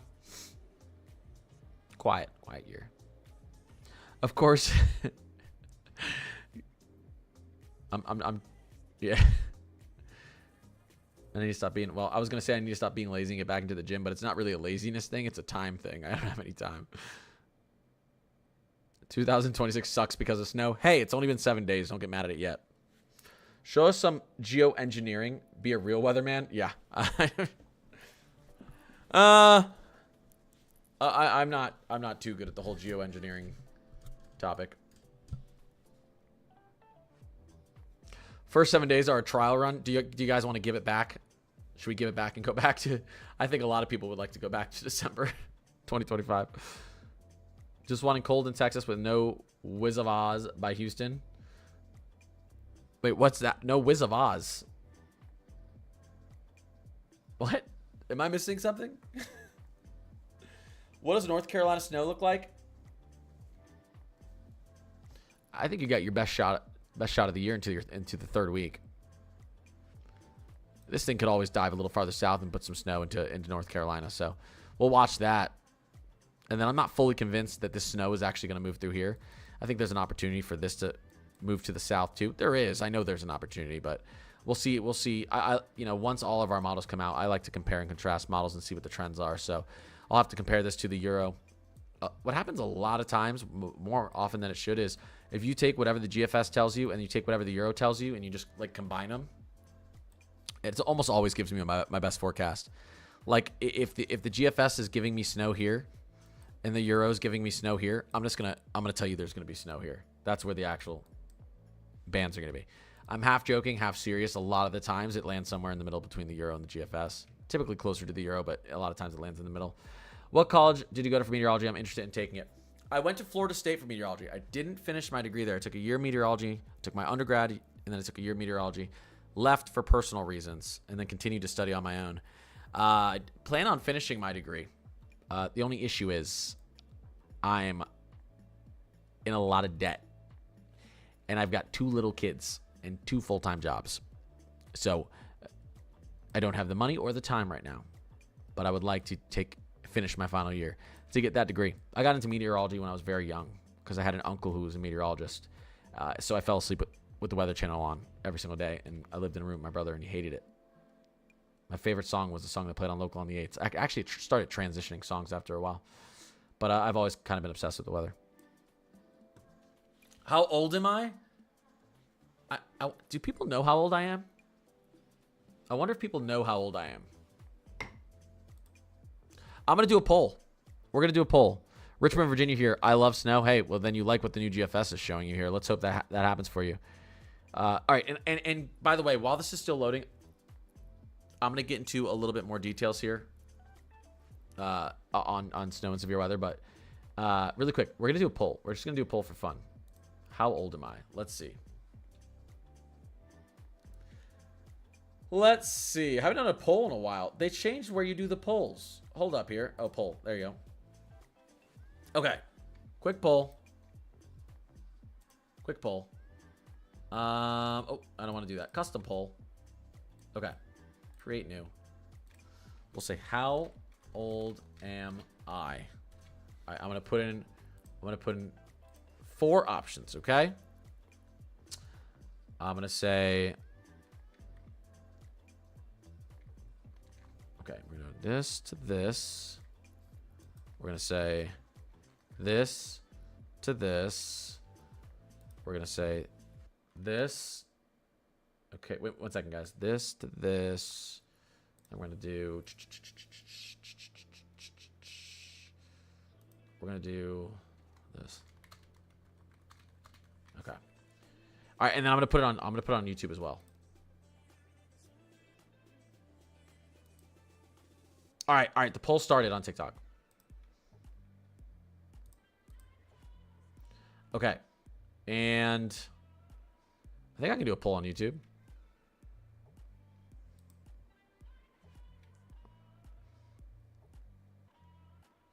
Can you guys see the poll? Did the poll start? You guys should be able to see the poll on TikTok. You should be able to click on it. Okay, start a poll. Let me do it on Yeah. Let me do it over here too. I have to do the same thing. What did I do? That I think I did. I think I did. Something like that, and I did. All right, I started the poll over there on YouTube as well. Wait, what was the poll? Did it do a? Oh, wait. Why did it, guys? TikTok. That's the wrong poll. I don't know why it gave you that poll. That's not the poll I told it to do. There you go. Here's the correct poll. There's the correct poll, TikTok. Tell me if that's the correct poll. And then we'll get back to weather. We're going to get back to weather. I'm going to start answering your guys' questions again.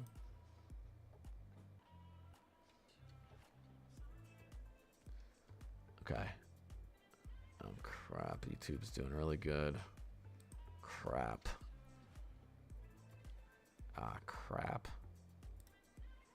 How good is TikTok doing? Let me check the results. Oh, crap. Is it that obvious? I only got one vote for old enough to party. Do you guys even know what that what movie I'm referencing there? Does anyone know what movie I'm referencing when I say old enough to party? All right, we're gonna get back to snow.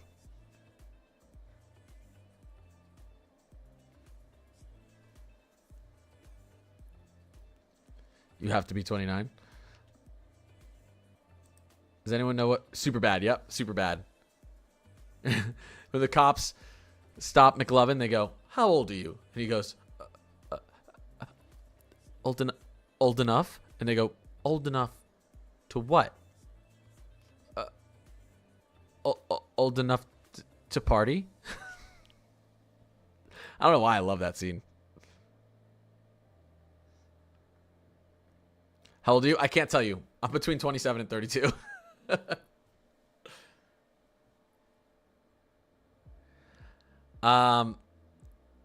Hold up.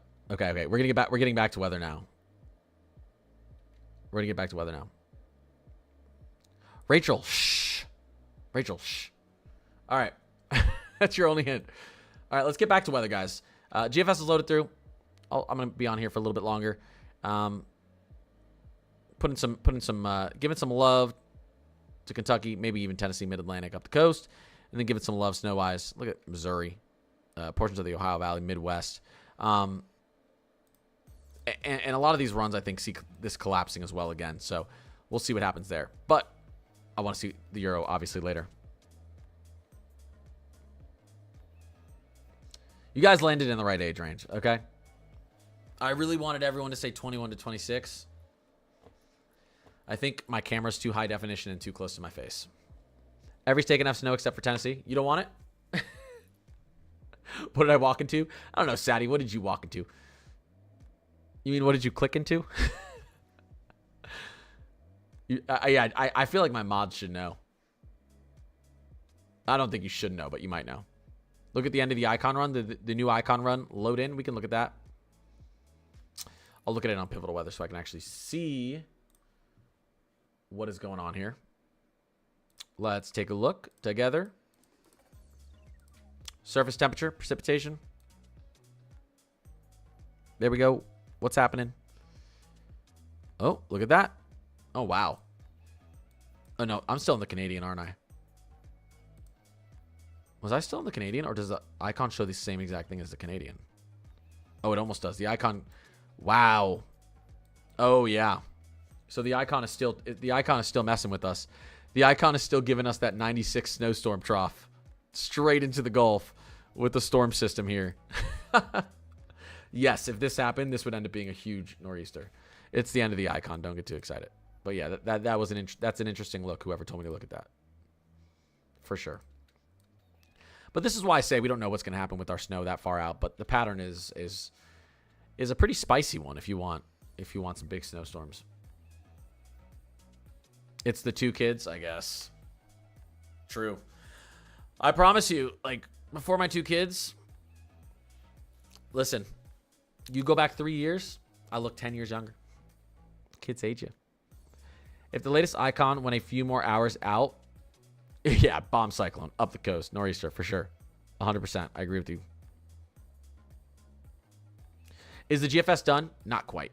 Not quite. It'll be interesting to see what it does out here, even though it's an operational run, because there's the suggestion is that this actually, our jet collapses again into the south. So it'll be interesting what happens here at the end of the run. So we'll continue to let it load. Yeah, I talked about severe weather earlier, and the reason I haven't been talking about it more in this stream is because it's honestly downtrended. I just don't, it doesn't look too bad. Thursday almost looks worse than Friday at this point. There's so little instability. I mean, I don't, this period right here, you see the Rufus, and I talked about this southern, this may be the spiciest area of the whole event. This would be Thursday evening. You get into Friday.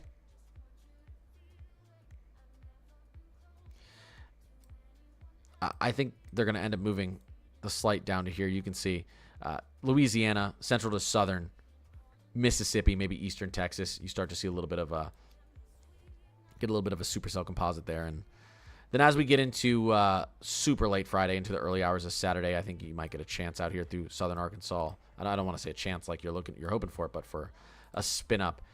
There's just, when you look at the surface cape, this is the instability. This is what our storms really want. There's just not a ton. Right there, not too bad. Right there, not too bad. Friday afternoon, but still not anything too crazy here.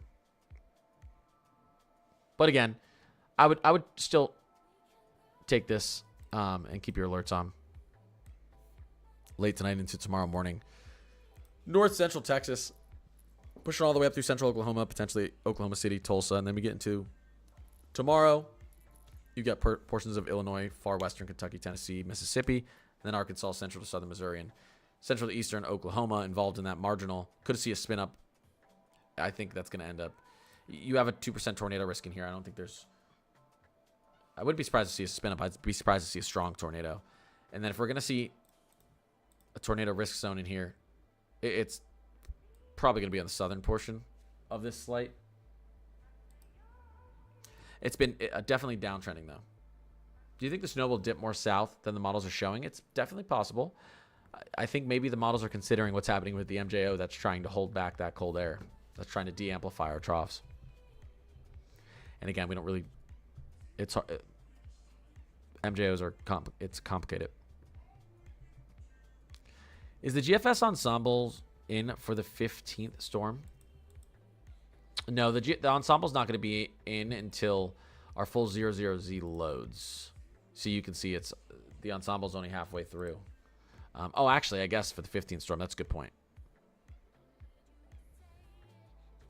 Not quite yet, but I will tell you the setup looks good on the ensembles.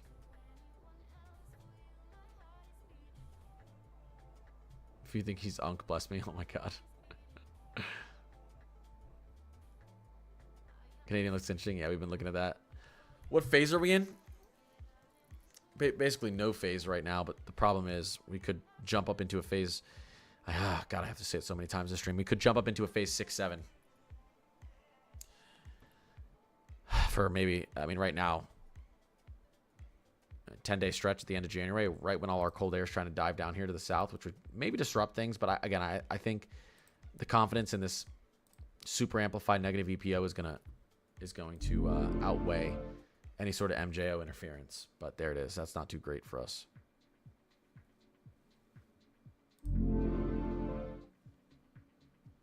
You think that the 14th can get Ohio a lot of snow? I wouldn't say a lot, but we could definitely see the snow farther to the south.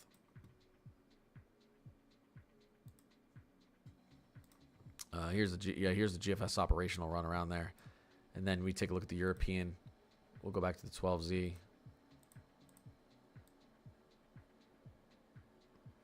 Yeah, probably not going to be a lot.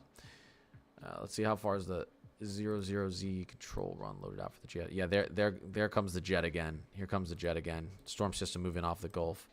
And this thing is trying to flatten back down into the south. So I'd say the GFS is still giving us a nice look with the latest on our 00Z run.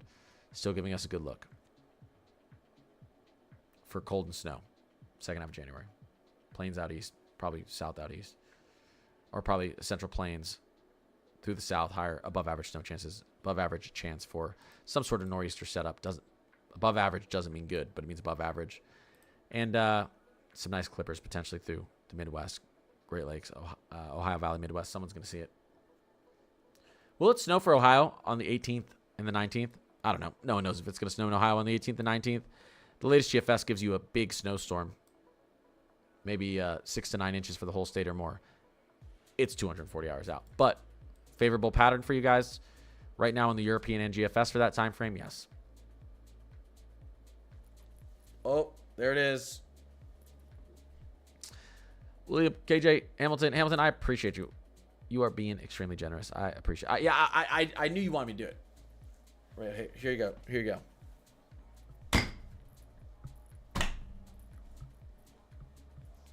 There you go.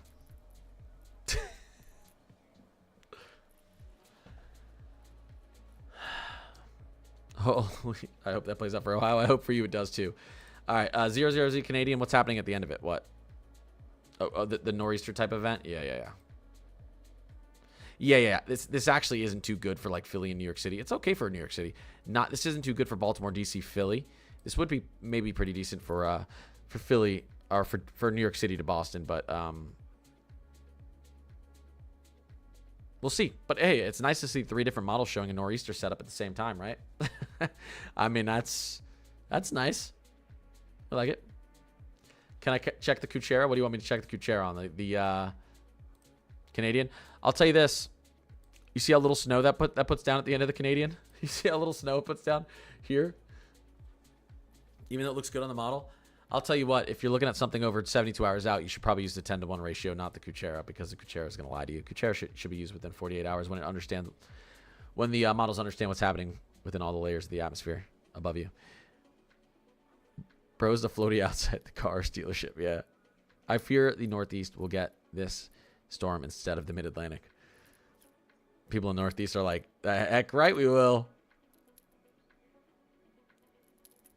Detroit snow this weekend? Yeah, possibly. I do got to get off here in a second because I got to get up early and make another video. So. Or I guess I was actually, or I have to stay up late and make a video. I should probably wait for the Euro. Yeah, we've seen this storm trend a little bit south for Michigan as we get into Saturday and Sunday. Really, this is a Saturday system. Yeah, if that trend continues, you could end up with some good surprise snow into Detroit if the trend continues. That's a big if. Here is the latest from the National Weather Service. Here's the latest high-end probability from the National Weather Service.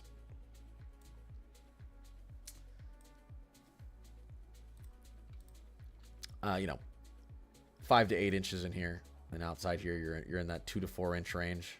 So right now they're not thinking this thing's going to trend farther south. I think you could end up getting the system a little farther south with some back-end snow though. But right now it wants to be rain for Detroit. Get a little bit of a clipper system, though, trying to move over. Middle of next week, maybe Tuesday, Wednesday. You get like 1, 2, 3 opportunities here. 1, 2, 3 through Detroit next week. So, love streams, Connor. Hitting the hay. Excited to see what the Euro shows. Yeah, I don't know. I think I still want to wake up early for the video. I'm tired. I'll do the GFS Ensemble one more time. How far out are we going? Still a good signal from the GFS Ensemble. Look at that. The GFS Ensemble still bringing this trough down, tilting. And I assume as this progresses a little bit further, as we get farther through this model run, the 00Z, we'll see some snow out towards the coast. So not a bad look. I appreciate all you. I'll post another video tomorrow. Remember, I'm going to be out of town Thursday to Monday, but I'll be able to post and probably stream Monday night. Thursday to Sunday. I'll probably do some streams from my phone.